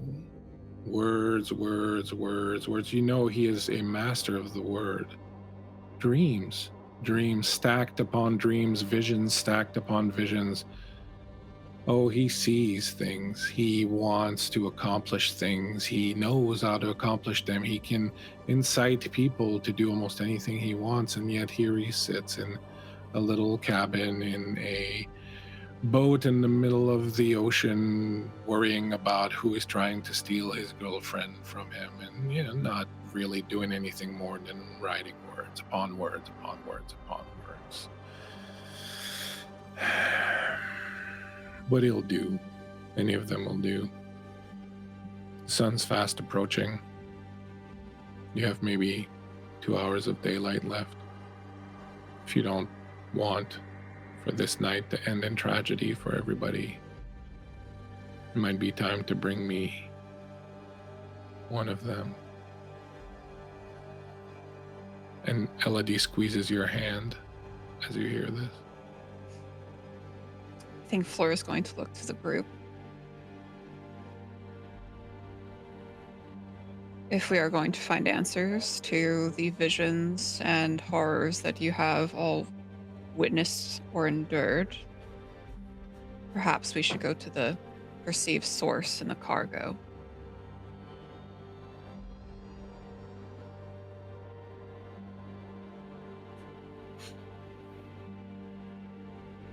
You lead the way then, señorita. Ellison say, yeah, I think I agree. And he's just going to look Florence dead in the eyes. Yeah, Elaine, looks a little scared, and then when Miguel is like, all right, let's go, she kind of just takes a deep breath and just nods as well.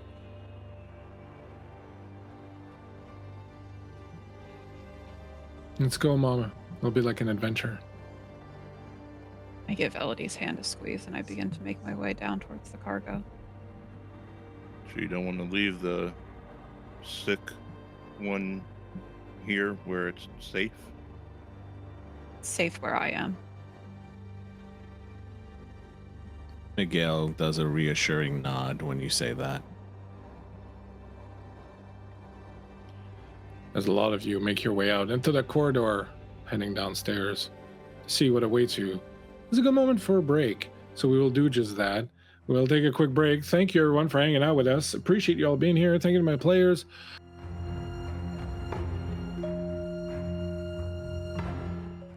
Hey, everybody. Thanks so much for hanging out with us. We are back here on the boat to hell with a couple of lost souls who are just trying to figure out why the number 12. But there's no rhyme or reason. It's just happening. Miguel, what are you eating?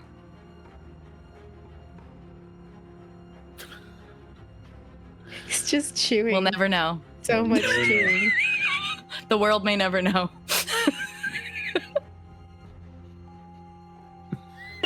I think they're chips. That's chips. That's chips. That's tortilla chips. Good old chips. All right.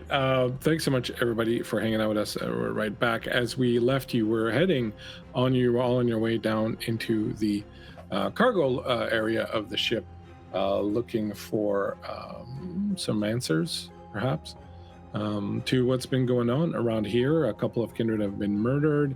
There's some people experiencing strange visions.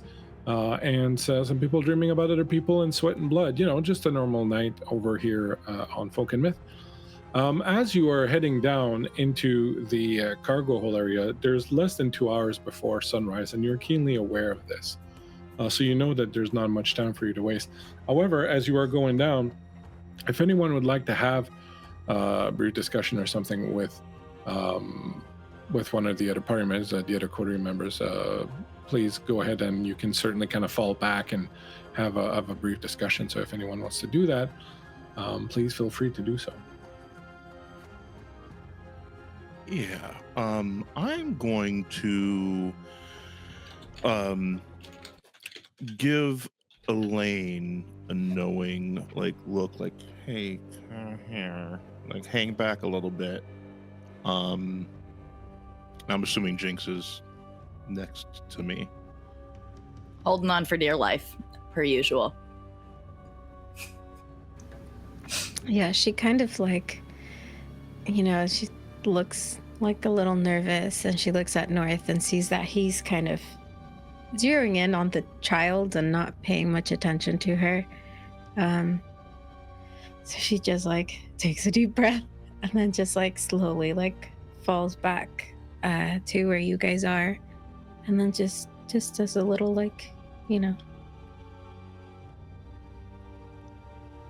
Elaine, is it?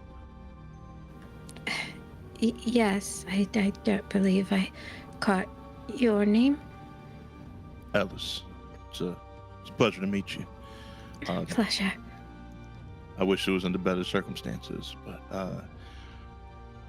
I wanted to let you know that maybe there's a little bit more to what I saw when I wrote that poem. Yes? So, everything's a story, right? Everything's narrative. And to me, this story is saying that we're walking into a trap. And her But eyes it's just also- widen. I know. But what it's also telling me is that the key to disarm whatever the fuck is happening is within the trap. I think that really hot lady has something to do with it. I mean, what the child saw, there is... It is something that, they were trying to keep from coming back. It's inherently dangerous. Yeah, but so I've been the hearing trap things in my makes head. sense. Yes, but I've been hearing things in my head offering me something. You haven't experienced anything like that, have you?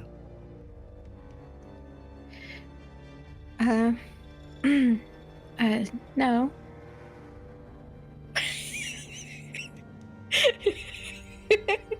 By no, do you You mean- sure?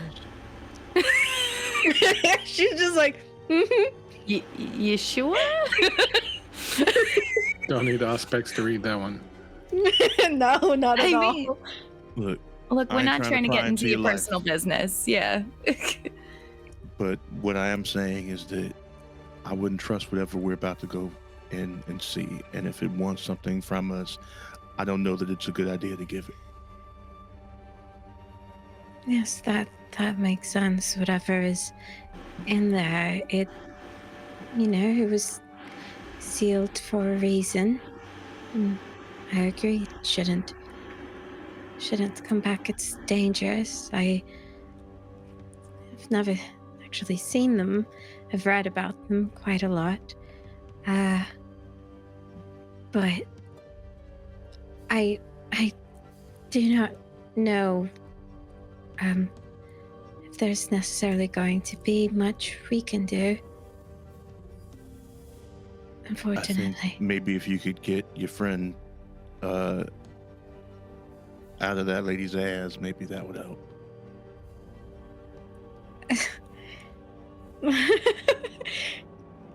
She just like nods. She's like, well, yeah, do you think it's better if we are all aware of the danger? And is there anything else that you saw? Anything that might help us?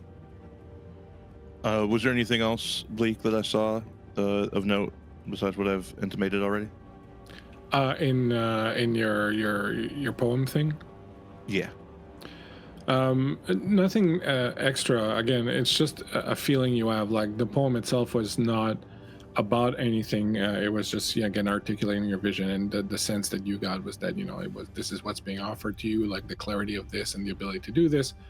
But it is a trap. The angel was kind of caught in it, but the angel was still there, and there was a way to defeat it. So you get the sense that there is something there for you to cling on to, and it has something to do with the Archangel Michael or fire or things of that nature. Like you get the sense that, and oddly enough, something that Jinx said, that a lot of these things seem tied to Christian mythology. You had this sense that somehow it plays into that also. There's definitely a God and the devil thing at play here. I will relay that to Elaine as well. Well then, it seems like we might have to trigger the trap to stop whatever Have either of you is happening.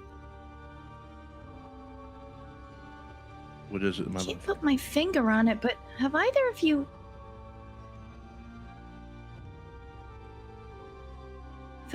ever heard of this sickness that the kid has? I do not recall if Fleur mentioned what it was. She just seemed so... She was so sick, and then she got up to talk to us, and she seemed perfectly lucid. She was bleeding for days.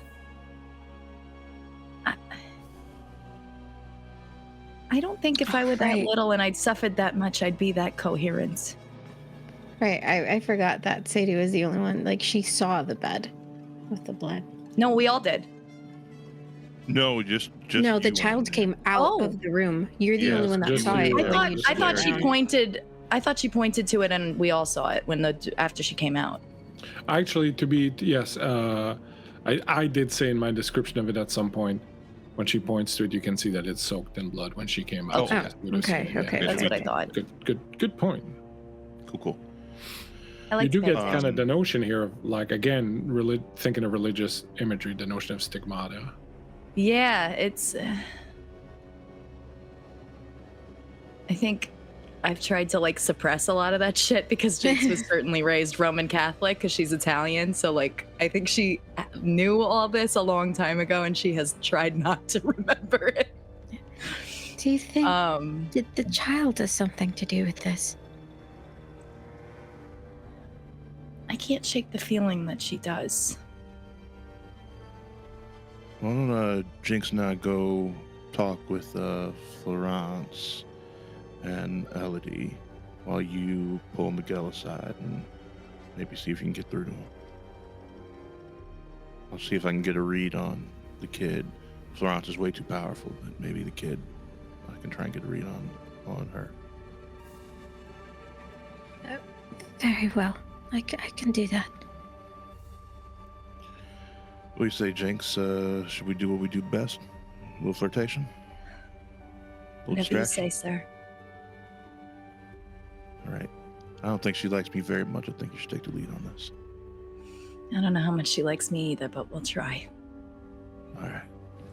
Yeah, so as you guys kind of walk to Fleur, you would have to pass Miguel because, he's kind of in between us. And so Elaine would have walked up to where Miguel was with you guys and then grabbed, put her arm around, which now is not like something that would necessarily he would see us threatening, considering he did the same to her earlier when they went into the room. And so she would put his arm around, and then when you guys keep walking past, she would just like hold him so that he doesn't try to move forward with you guys. You see, you feel a little pull as you wrap your hand around him, and he tries to get away. Señorita. Please, just a moment. They won't do anything to them, I promise. But I think we have to talk quickly. About what? And then by this point, you guys are, I'm assuming, being a distraction in all the sense of the word. So, Florence, where you from? France. Oh. That makes so much sense. Yeah, doesn't it? Yeah. But Jinx okay. loves France. And then we go with the talking as y'all. Yeah. So she kind of waits a couple heartbeats until like she sees that you guys are actively like talking. And she kind of like slows down a little bit, so there's a slightly wider space in between you guys and us. The sarcophagus that they are talking about, you know, I mentioned that they are carved with angels and things like that when they want to keep something from coming back. They, like a seal, a protection of sorts. Whatever is in there is very dangerous. And you're gonna see Miguel distracted. He's paying attention to you, but he's not fully giving you his attention. He's looking back. And I mean, it'll be dangerous probably to everyone. Now, Ellis, he didn't want to say it in the room in front of Fleur and the child, but he can sense that it's a trap. And unfortunately, whatever will help is inside of the trap. So we will have to open it at some point. The child, though, she's not what she seems. They think that she has something to do with this, that she... I don't know, I'm starting to believe that might not really be a child.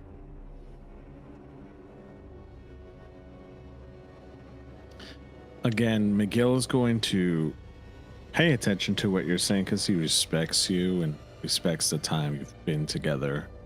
However, he is extremely distracted by the child and what Ellis and Jinx are trying to do. What are Ellis and Jinx trying to do? We're just making small talk. You know, Yeah, we're just chatting with Florence. Yeah, so that's like Jinx. I probably led with a, I'm sorry I came in so hot before. It's just I was very scared. Some really crazy shit had just happened to me, and I'm sorry. I didn't mean to come into your room acting like that. That was rude of me. You know, like just try to smooth things over, trying to get us to a point where we're at least cordial, if not friends. I think that sort of approach, Floor, would give you sort of a almost comforting pat on your shoulder. Just like almost like an all is forgiven sort of thing as you guys are walking. And she will respond to your questions, like about where she's from, where she's going, that sort of thing. She'll let you know she's going to Chicago. And Ellis isn't is kind of letting Jinx take the lead with that, but Ellis is like showing Elodie like card tricks and stuff. He's like, look. Ooh. Mm-hmm. And it's just being fun. And and just trying to like connect and just trying to show a different side of himself to Florence and Elodie. And as you're going down like this, everyone's sort of talking with everybody and trying to kind of, sort out, the allegiances and sort of what's going to happen. What would you say what's the marching order of your party in the dungeon? What would you say the order is? Are Miguel and Elaine in the back and the other group in the front, or is it vice versa? I think we would be in behind. the front, and they would do it, yeah. So as the three of you, four of you with Elodie, are kind of walking down. So as the lot of you are walking down towards the cargo, the first thing you start realizing is that it's fucking far. Like, this is a big ship, and there's a lot of, corridors and stairs and ups and downs, but it's really starting to feel like you're like lost in a maze or something. You've been going downstairs, down corridors, up another set of stairs, going down, and it's just going on. And you're talking, and you're trying to distract Fleur, and then the other guys are talking, and you just realize it's been a fucking while. Like, you knew that there was only like a couple hours to sun up. So you're starting to worry. You look around, there are no outside portholes. It really feels like you're lost. Like, after all, you're like, I have no fucking clue where I am. Like, if you ask me go back to the rooms, I'd be like, I have no clue where to go. And you're all feeling this. Fleur, you don't feel it as much. You kind of feel, as you're walking, you feel Elodie's hand kind of squeeze and pull and kind of guide you along a little bit. But the others, at some point, you realize you're fucking lost. How far down is this thing? Well, it's in the cargo, so I imagine it's all the way down. No? Yeah, but how far down have we gone? Would I know, like, about how much further we would have? Or am I simply getting guided by Elodie at this point? Yeah, you're being guided, but just as Jinx asks that, Elodie will say, not far now. We're almost there. I remember, it was just down another flight of stairs and along another corridor. I squeeze Ellis's hand, like... Did she say that loud enough that we hear it in the back? Yeah, everyone heard it, yeah, for sure. You got a good memory, kid. How do you know how to get all the way here? Oh, it's the Mama makes me memorize things. I've had to memorize the Bible. I've had to memorize books of art and stories about very important painters and things of that nature. And Mama always says I have a very good eye, and when I see things, I remember them. Sometimes when Mama paints, she usually needs to have a model or something in front of her, but when I paint, I always paint from memory, and I always remember things that we saw along our trips. And Mama says I have a photogenic memory. Oh, actually, I think that's called an eidetic memory there. I'm pretty sure my mom said photogenic memory. Photographic, maybe? I think it was photogenic memory. Fleur's not correcting her. Sure. Sounds good, kid. Look, did you, cool. All this Bible reading, did you do that after you were embraced, honey, or before? Oh, before, when I was very young, my great grandfather was a Knight Templar, and our family was very, very religious. We had a chapel in our estate where our little castle was, and my great grandfather and several of my cousins went off to fight in the Crusades. Cool. As this conversation is happening, and she notices that like North is just like, like he said, he's very Miguel. Sorry, yes, like Miguel is it's happening to you now. It's happening to you. That's payback for Jinx. And she takes note that he's kind of only half listening to her, and she slows down some more and just like tugs on his fucking shirt for him to like physically look at her, and she's getting like frustrated. Yeah, tugs on your shirt. You could audibly hear he's very irritated at this point, and he'll kind of not raise his voice but get very stern and be like, "What?" Yeah, and she looks less scared and more like serious as well. She's like, "Look, Miguel, I know that you have lost something and you haven't told me." And she looks between the child and him, but I'm getting an idea of what that might be. Okay, but you have to listen to me. All right, there is something wrong here, and if what Ellis says is true and it is a trap, okay, then whatever you came to do at the library, you will be dead and you will not get to find out. So, I need you present. I need you here and do what you, the Sombras, do best, and help me figure this out. But what if she needs me?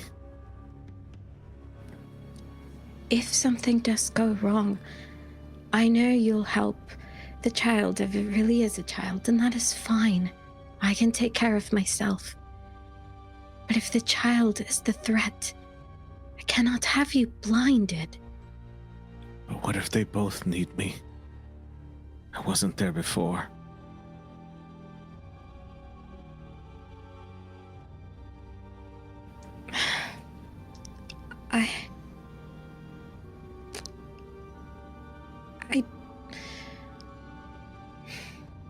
And you can see she's like, because, you know, she had the visions as well of seeing like her loved one, and she's kind of like at a loss because she, you know, she knows that he sees it in them, right? Like what he lost, and he knows that if she was to be seeing like her love, like she'd probably be in a similar kind of situation, and that it would be hard for her as well.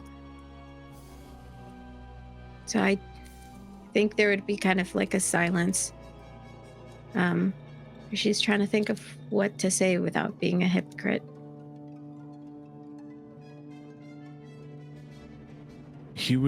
Miguel would look at your confusion, and I don't know if vampires can cry. Can vampires cry? Yeah, in my world. Okay. Cry. Okay. Yep. So like all sort of bodily fluids. So when he's audibly talking to you and he's telling you what if they need me, you can see his eyes swell up and visible tears start to form in his eyelids. And you can tell that he is deeply affected by seeing them both. He knows, in his mind, he knows this is not his family. He knows that. But he wants to be there. He wants to be present because the child is in need. And he knows Flora can take care of herself. She's been around for centuries. But the feeling of being present, whether this family is his or not, is very strong. So he looks at you and he understands what you're saying and he respects that. But he knows that this is a chance for him to possibly do something right for once.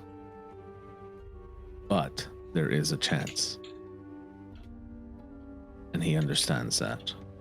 And he will do that, and he will acknowledge you, and you can see him physically fighting those emotions. It's a tear between his emotions, and He looks up at Jinx and Ellis and realizes that they're trying to distract Floor, the child, so that you can speak to him, and he's not dumb. He's been around for centuries, and he gets it. Information is what I grew up around. It's what I do best. I know it's hard, but I need you to try and have a clear head. And like I said, if something bad comes out at us, you can go to the child and protect it, and the rest of us will be fine. That is fine, and I will not fault you for it. But I also need you to be aware and to be prepared in case the child is the danger. And if she is, and it happens, and we all make it out alive, I swear I will help you once we get to New York. I will help you in any way I can. I have connections, people, as, you know, Ventrus know a lot of people and connections. And I will do what I can. And a tear will start rolling down his cheek. A tear.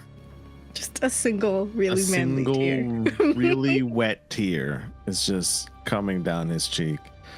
And he doesn't make an audible sound that he is crying, but you can definitely tell he's holding back a lot of emotions. And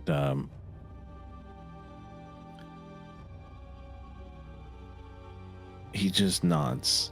Doesn't say much, just a simple nod. Señorita, you have my word. Thank you. And you have mine. And he'll look over at Floor, and I don't know if Floor is looking around or not. I imagine that Floor, despite the fact she's in rather enthralling conversation with Jinx and Ellis, I think she is very much attempting to listen to whatever is going on behind her. He will make eye contact with her. You can visibly see a tear coming down from his face. I think when she sees that, there's a look of empathy that crosses over her face, a look of understanding at the sadness that Miguel is displaying. And she'll sort of give him a little nod and turn her head back forward as she continues to walk. He'll reassuringly grab your hand, Elaine, if you let him. And he'll probably look for a reassuring interlaced fingers. Kind of like I squeeze it. Give it a little squeeze. It's more of like a reassurance. Like it's very much he understands the sad, a sad boy moment. And he kind of heads like wipes his tear off of his face and Señorita, the night is coming to an end. We need to wrap this up soon. And he'll look over to Ellis and Jinx. Odd couple, but they're not so bad. I suppose so. They did say we were almost there. Not too long now. Have you found God? Have you found God? Tell me, have you found God? As you not again. turn around the corner, you see a very elegantly dressed, slightly older black woman coming right at you, Flora, right at the rest of you. Have you found God? You've been looking everywhere. Have you found him? Hello, or are you still Geraldine. sinner? Are you still sinner? We're on our way, baby. On your way where? Go see On your way God. down into the depths of hell? That looks to me like where you're going. That looks to me like where you're going. May I ask you a question? Why, yes, darling? With your serpent Why tongue, go ahead. I beg your pardon. I never. All right, whatever. Why did you leave a napkin on my table with the number 12 on it? I don't gotta explain myself to you. Then what's the point of doing it if you know? You know what? Never mind. Oh my God. Did you find God? No. I have a question. I'm not sure if this is allowed or not, and you can tell me no. But with her popping up again and knowing how annoying she can be, and she's already on Miguel's freaking nerve, can Miguel use mesmerize to tell her to go do something else and leave them alone? Yeah, you can certainly try, yeah. Okay. Because I definitely want to get her out of my face. Okay, go ahead and give me a so you're going to use mesmerize, some manipulation plus leadership. Yeah, leadership, difficulty equal to the target's permanent willpower, which will be 7. So manipulation is 3 and leadership is 2. She definitely did not make a very good first impression of this. No. And you said that's a target number of what again? 7. 7, okay. Nor us, to be honest. She kind of did exactly what each group didn't want. Mm-hmm.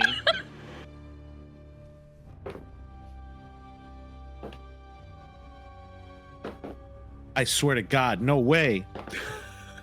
Okay, I finally got a 1, but I got like 7 successes. I had like 0, 0, 0, 0, 0. I was like, what the hell? So yeah. Excellent. So you you put that idea in her that she has to go somewhere, and you see her turn to go, and then you see her take a moment, and in game terms, she's spending a willpower point to resist you for a moment, and she looks at you and she goes, "You're definitely the one." And then she turns to Fleur, and she says, "You're gonna need this, honey." And she puts something in your hand. Just don't forget what Ariadne did. And then you see like something kind of takes over her, and she goes, "Oh my, I have to go. I have to be somewhere. I have to go." And she turns and she starts. Yep. Before she leaves, before she does that, I think she's a Malkavian, correct? Yeah. Preaching. Mm-hmm. I think that Flora grabs her hand, and she will lean in close, and she'll recite a verse to her, and she'll say, "And my God will supply every need of yours according to his riches and glory in Christ Jesus." And she'll say that in French. And she'll stop for a moment, and you can feel her pulling away from you, like she has to kind of start obeying North's command. But she's going to turn to you and she's going to say, "Oh, my darling dear, I don't speak a lick of French." My She sire knows. did, though. My sire did. Sure she did. And her hand slips out of your hand, and she starts walking, power walking, like someone with a purpose, right the direction that you guys came from. In your hand, you find you are holding a little bobbin of thread. Red thread.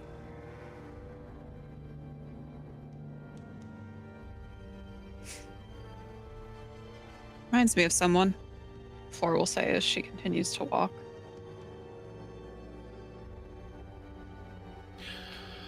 The lot of you soon after arrive at the door, very usefully marked cargo.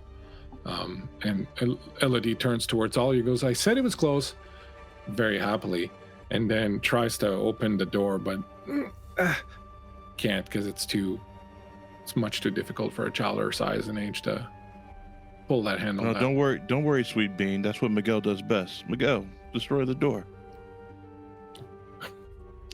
Biggest eye roll in the world. Eyes roll back so far in his head they pop out his butt. Yeah, she gives Googly you eyes. another. Elaine gives you another little squeeze to the hand before she lets you go. He lets out a slow sigh and again, NYPD style, just freaking, but puts his foot down and checks to see if the door's open. You know what that is? It's gross. It's kind of hard. You grab it, it's kind of hard. Clunk, it clunks open.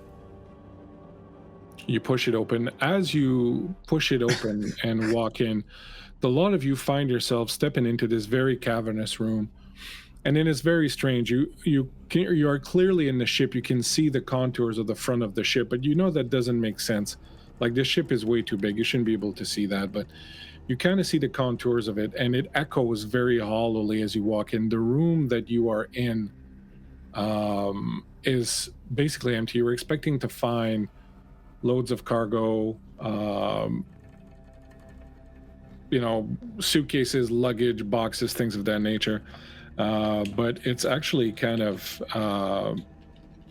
empty. You step in and your feet echo as you're walking on the metal, and you realize this ship's not moving anymore. You're not, you can usually feel the sway of the ship, but now it's not moving. It's as if you're in somewhere very still, like maybe the ship is in the berth or something.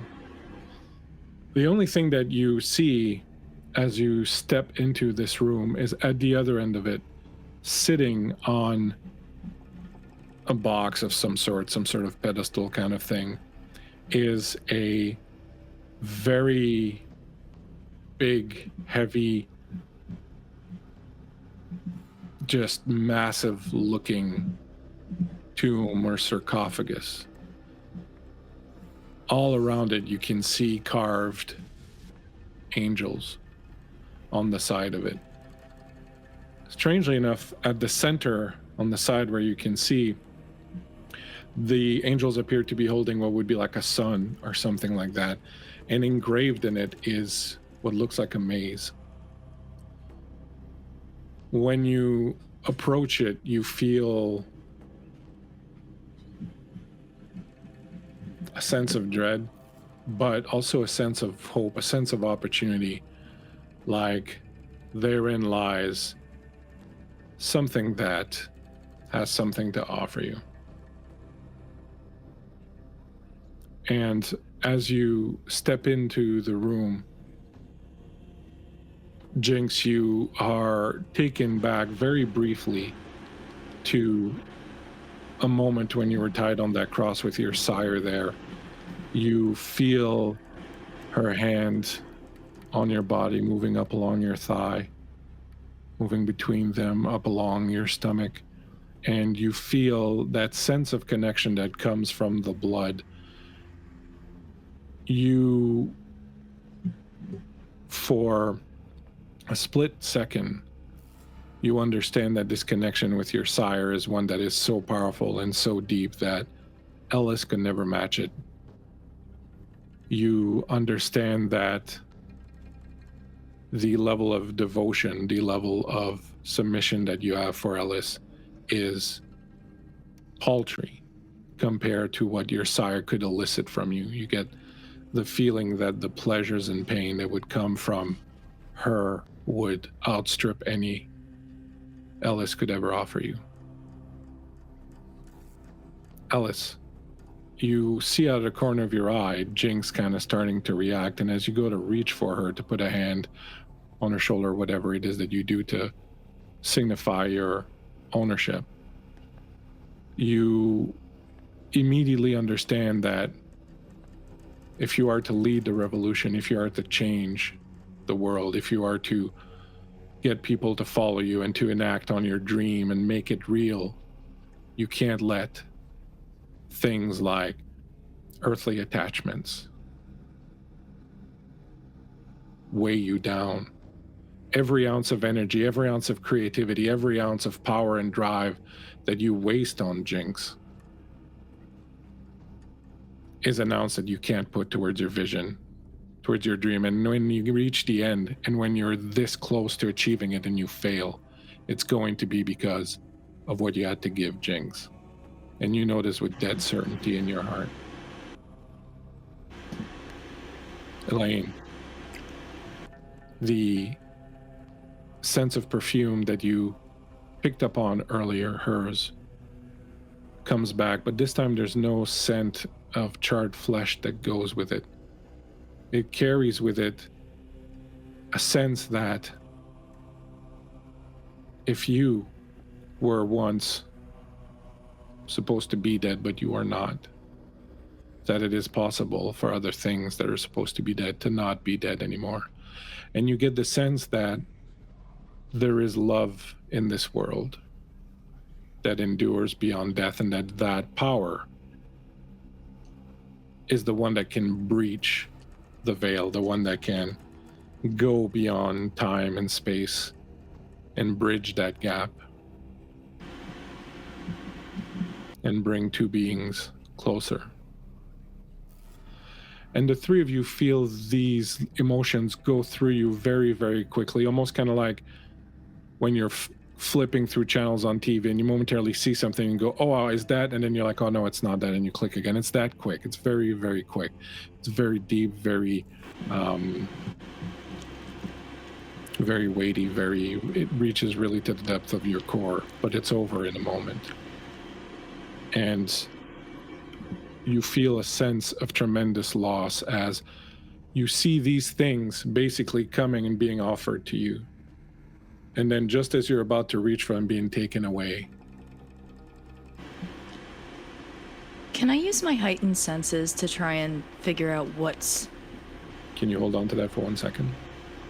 Absolutely. Hold on to that thought for 1 second. Miguel. You feel very briefly a sense of self-satisfaction, not you, but something else. And then you hear their voices. You hear her voice in the other room, telling your child that daddy will be home soon. You know they're on the other side of that room. You hear your child say, I really miss him.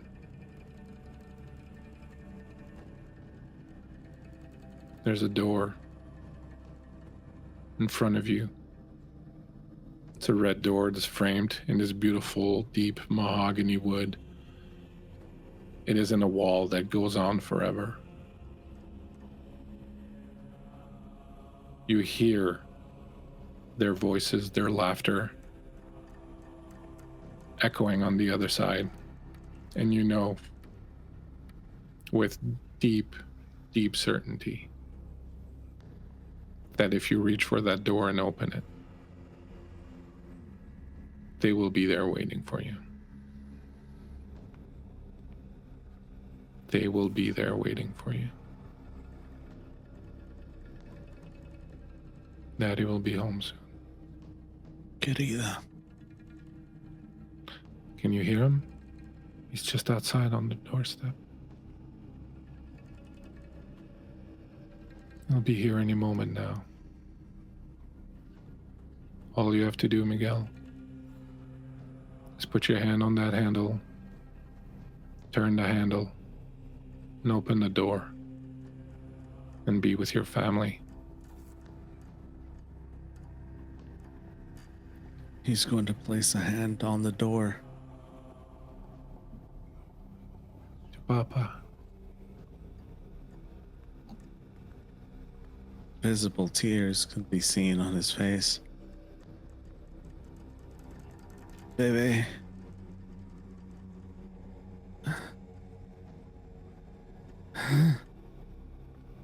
Come to us. Open the door. We're right here waiting for you. We've been waiting so long. Do you know we're here for you?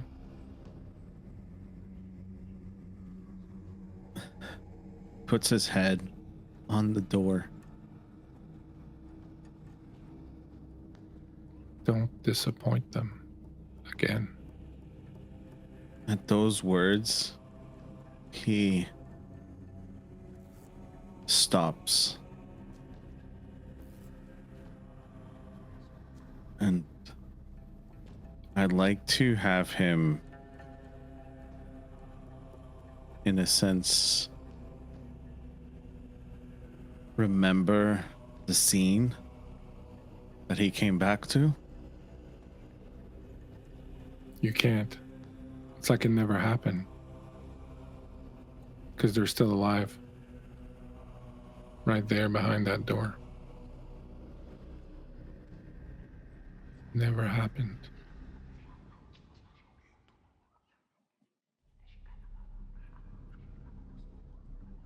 You can take all their suffering away. You can take the suffering of the memories away from yourself.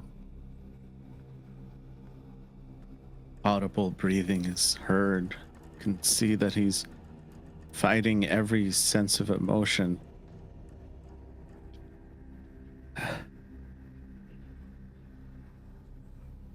Can he remember anything before this moment? You remember the years of pain, the years of loneliness, the years of guilt. And you can feel them getting erased slowly every inch that you get closer to that handle, to that door. Slowly being erased like chalk on a chalkboard.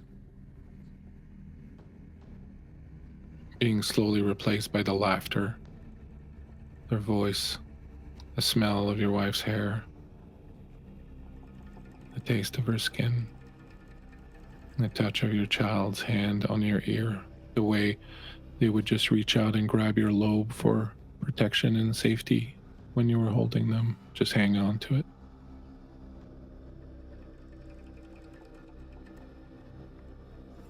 He holds on to the handle, doesn't turn it yet.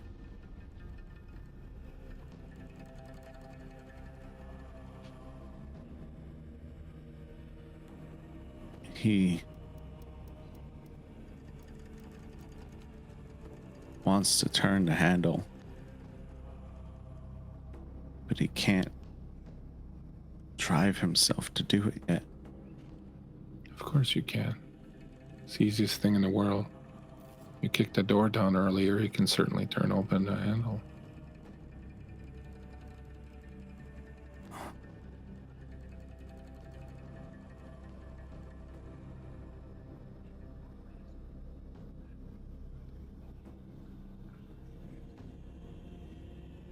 He just starts to think of his little girl and how he wants to hold her again. As if his wife, Cristina, mi querida, mi amor, mi bebé, lo único que necesito es tu corazón, tu amor.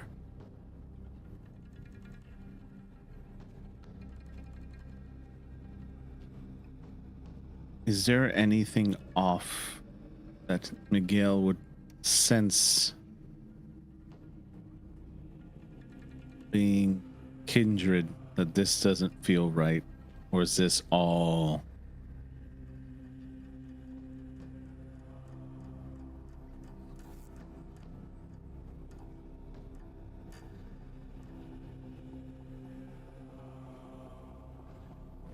Go ahead and make a self-control roll.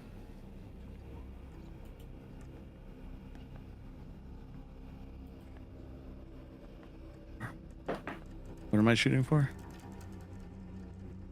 You're looking for 8s.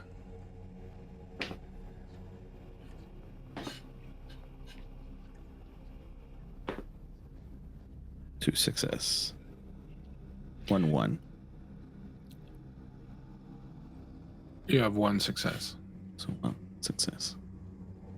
Do you want to spend a willpower? Or a nightmare, for that matter?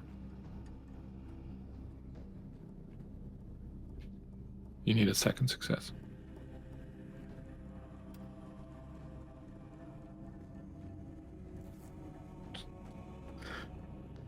Here's a question. Mm-hmm. Is there anything that he would feel, or is this something I need to succeed on before you can tell me? This is something you need to succeed on before I can tell you anything.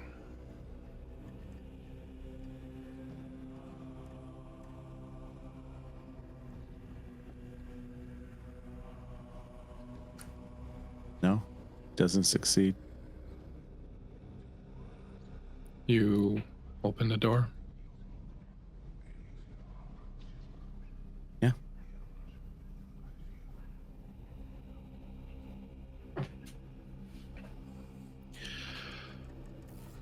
Fleur,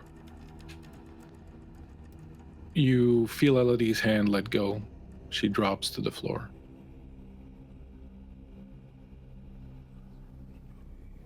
She looks up at you. Her eyes blink. Are we in the boat? I think Fleur drops to her knees next to Elodie and grasps her hands on her face, cups her face, and presses a kiss to her forehead. Yes, my love, we're on the boat.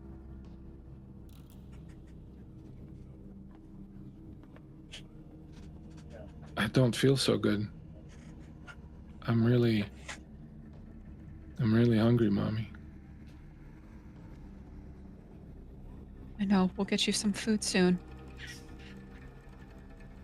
Do you Jinx, remember anything? I'm sorry.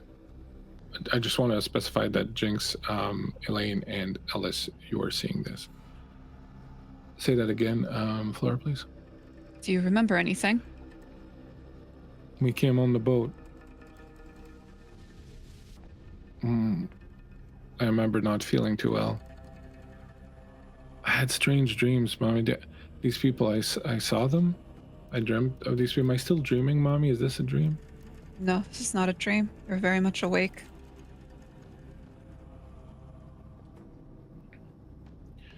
Can we go now?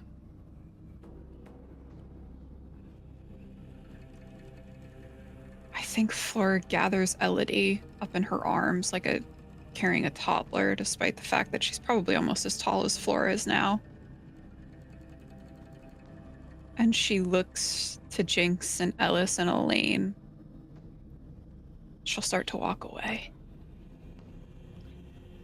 As you turn around, you see that you've been unrolling the red thread behind you all this time without realizing it.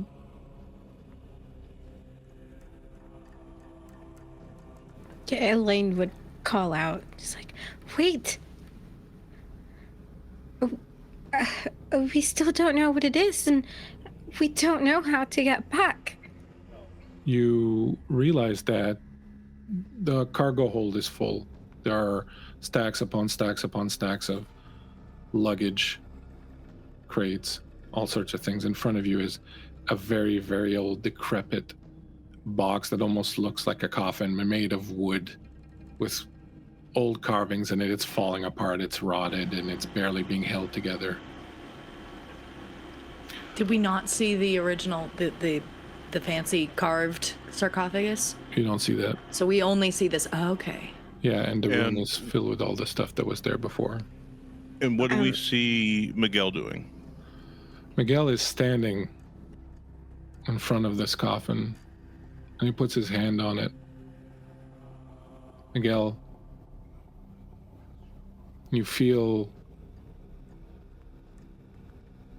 good. You feel strong.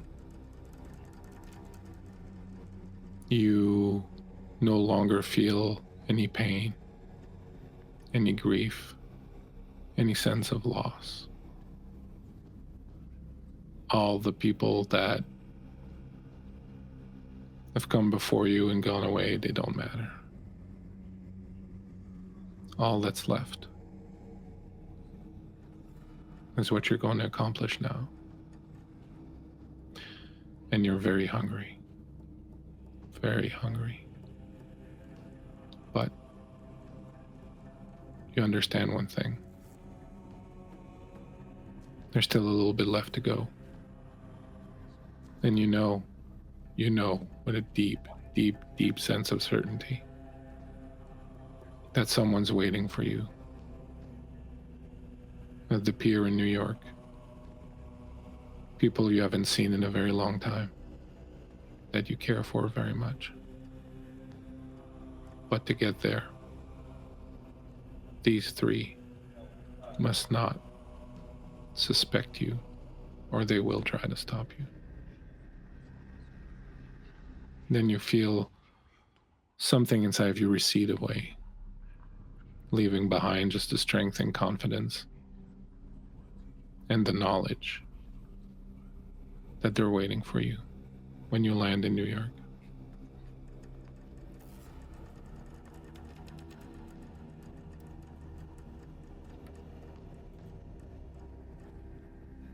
Señorita. Yes.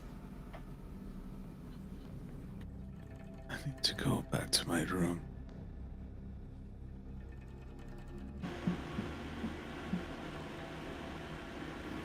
And she looks around and she sees, like, you know, like it's not there anymore, and the girl and Fleur are walking away, and have they, like, are they out of sight? They're like at the door and about to sort of step out into the corridor. Are we back to ourselves now? We had that fleeting moment of feeling. I do want to add one thing as you are kind of taking stock of where you are and everything. You realize, Ellis, that the dream is nothing without Jinx. And Jinx, you realize that there is a reason why you were with Ellis rather than with your sire. And that confidence and that strength has returned to you. And Elaine, you know the dead stay dead. And even if they don't, you know someone on this boat who can help you deal with that. You feel you can safely let the past go.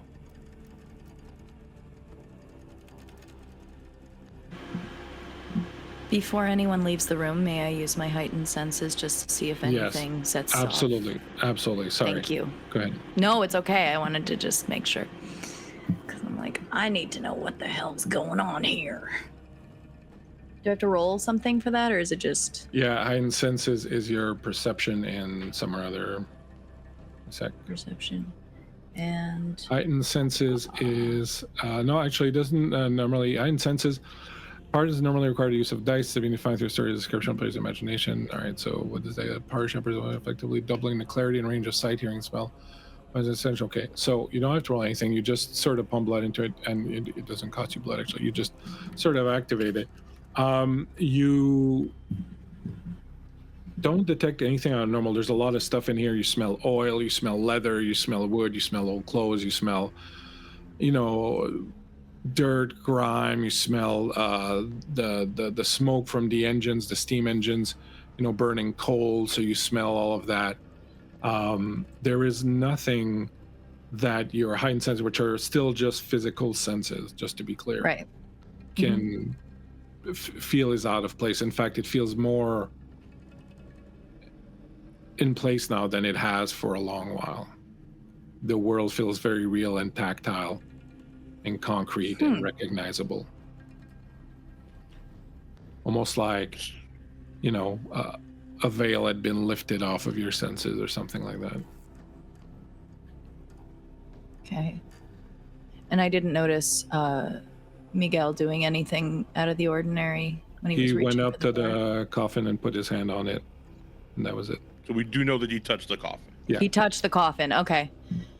So I would like to do an aura perception of the room. Go for it.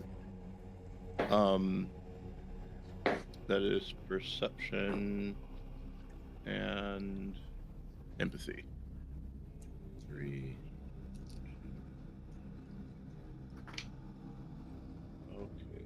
And that's 8s, right? So that's 1 success, but it's a crit, so I'll reroll that. Okay, so 2 successes.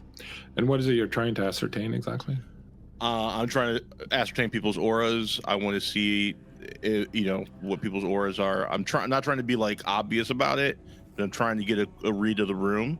Okay. Specifically Miguel and the little girl, because I saw the little girl seemed to wake up, and I saw Miguel touch the coffin. So those are kind of the two that I'm worried about. The little girl seems very scared and a little agitated, but somewhat comforted by the presence of Fleur there. And when you look at Miguel, you see peace, a sense of peace. The aura is white, calm. White? Yeah. Innocent? Mm-hmm. That guy? Something's wrong. I'm sorry. That I will say, if when Ellis looks at Elodie, he will be able now to see Fleur's aura. And it's silver as she looks back at Miguel. And you can see at her, where her heart would be, there is sort of a swirling black that it sort of spreads out and seeps through her body like veins. Okay. So Ellis is gonna look at Jinx and say, Jinx, don't let them leave. We need information. Elaine, talk to Miguel. Something's wrong. Something is wrong, and we need to fix this now. I think we sprung the trap. Okay, but I don't see anything. What do you mean? Look in his eyes and talk to him and see if it's the person that you know. And while they do that, I'm going to look at the coffin. I don't want to touch it, but I want to look at it for clues. When you look at the coffin, you see that while it is an old, fallen apart coffin, wrought in wood, there is an engraving of the Archangel Michael on the cover. And you can see that the handle of the sword falls right where the sort of clasp to open the coffin is.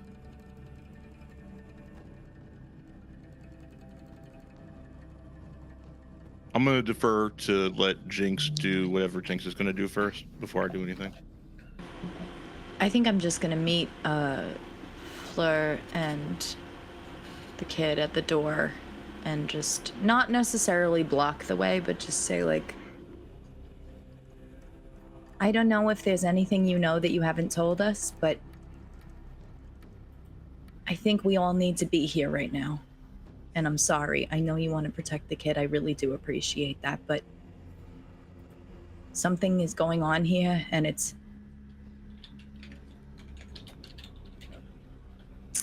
not right. Fleur's going to look at you. And you can see that she is sorry. There is sadness in her eyes as she looks at you.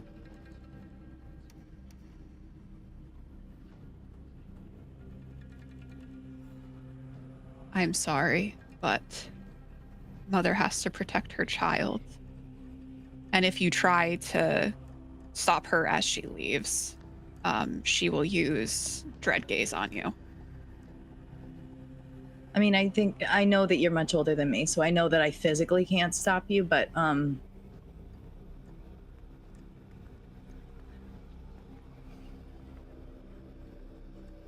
think I just want to try to look at you and say, my family is in danger right now. And you know something that you're not telling us. I know you do.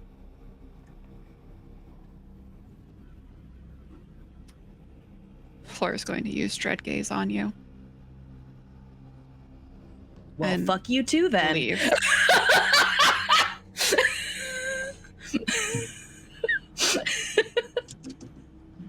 Yeah.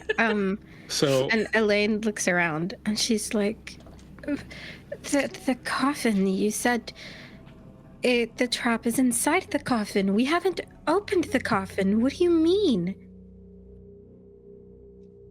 To Ellis. Fleur, you don't need to roll. You're more than 3 generations higher than Jinx. It's gonna work automatically. Yeah, didn't stand a chance. When Elaine says that, Ellis is gonna close his eyes, and he's gonna think of his dream, and he's gonna say, "I'm sorry, I can't lose her," and rips the coffin open if he can. So you hear, just as you rip it open, you hear a scream behind you, Jinx screaming in fear. You turn and you see Jinx running away from Fleur, who steps through the door. You look at Miguel, who's just looking at you with his very passive, very calm stance. You rip open the coffin. Sunlight, blinding light rips out of the coffin, fills the entire room. Elaine, you walk out of a little cottage somewhere in the English countryside. You've just put down yet another book, fantastic book that filled your soul with knowledge and joy and made your love of the word just vibrate and sing. And as you step outside and stretch, you see her hanging laundry on the rope outside to dry in the beautiful midsummer sun. There is golden fields all around you. There's fresh cabbage wine that's waiting you on the table. The sun is on your face. It feels wonderful and warm after so many years in the cold.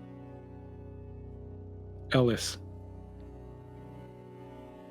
the people around you have heard you. They have heard what you had to say, and they have risen.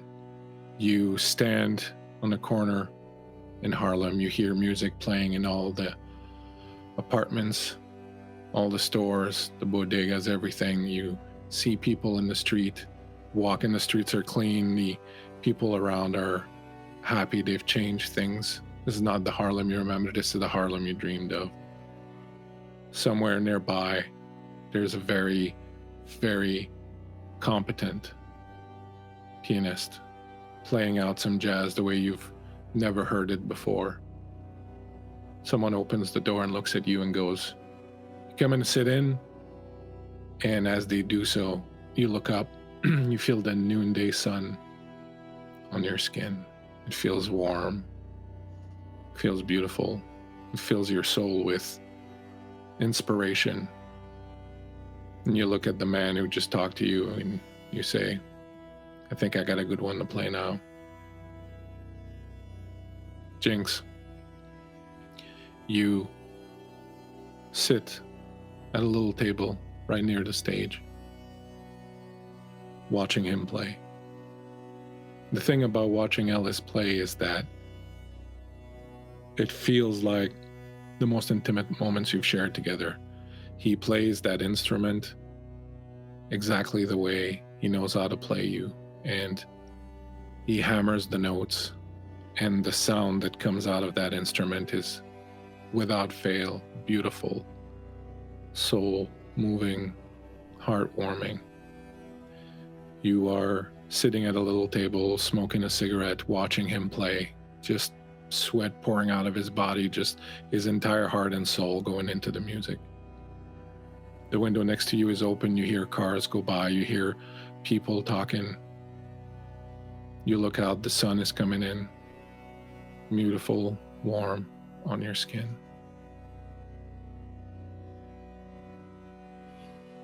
Miguel, the boat arrives in New York. You look up, see the Statue of Liberty. You know what it signifies, what it signified for so long to everybody who's come here. A land of opportunity, land of chances, a land where you can forget and erase your past and start anew, accomplish anything you want.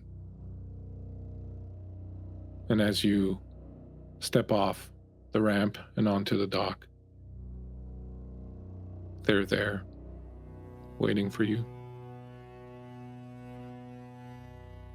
even though it's the middle of the night. Fleur, when you arrive in New York, you get asked a lot of questions. What happened? Why were all these kindred burned to a crisp? Why were all these kindred turned to ash on this boat? Why were all of them burned to a crisp, but not you and not your niece?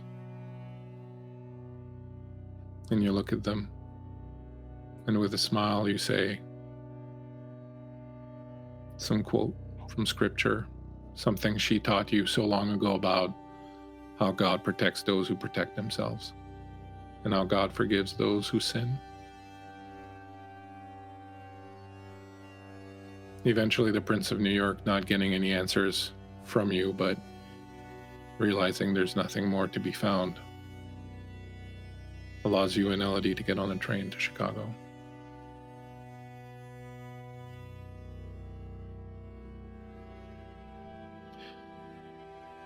And this was the last voyage of the Petrach, and all that is remembered from it are that many stepped aboard and only 2 came off.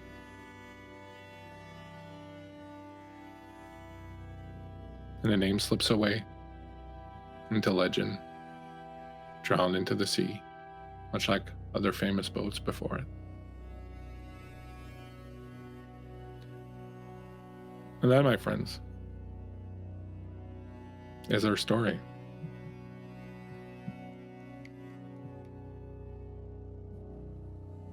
Thank you so much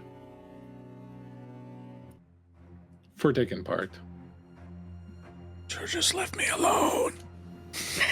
See, I was just gonna be like, okay, I'll go with you, and walk away with Miguel. Ellis just killed us all. You said I was attacked for no reason. You said we didn't open the coffin yet. So I was like, oh, okay. That's what I said. I didn't realize, like, oh, nothing bad happened because we haven't opened the coffin yet. I don't know what you're talking about. We should get out of here. You guys were so suspicious of Fleur, but she didn't do anything to you in the end. Oh my Fucking God. Fleur was innocent. Miguel said it from the beginning. He was like, nah. I said I'm trying to protect my family, and you said fuck off. I was trying to protect my Miguel family. I didn't block you. I didn't do anything. Miguel knew the whole time.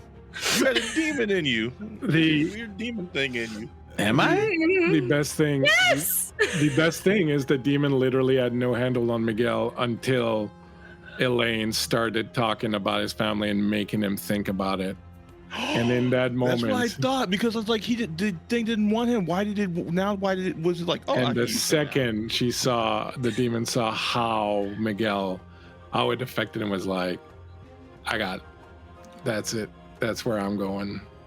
Yep. Yep. I gave you that in. I was like, let me give him the in right here. Bah! You're like, oh, I'm not interested in Miguel. I was like, watch me make you interested. Oh, my friends, thank you so much. I hope that that you enjoyed that little twisted story. I didn't know if you were going to open the coffin or not.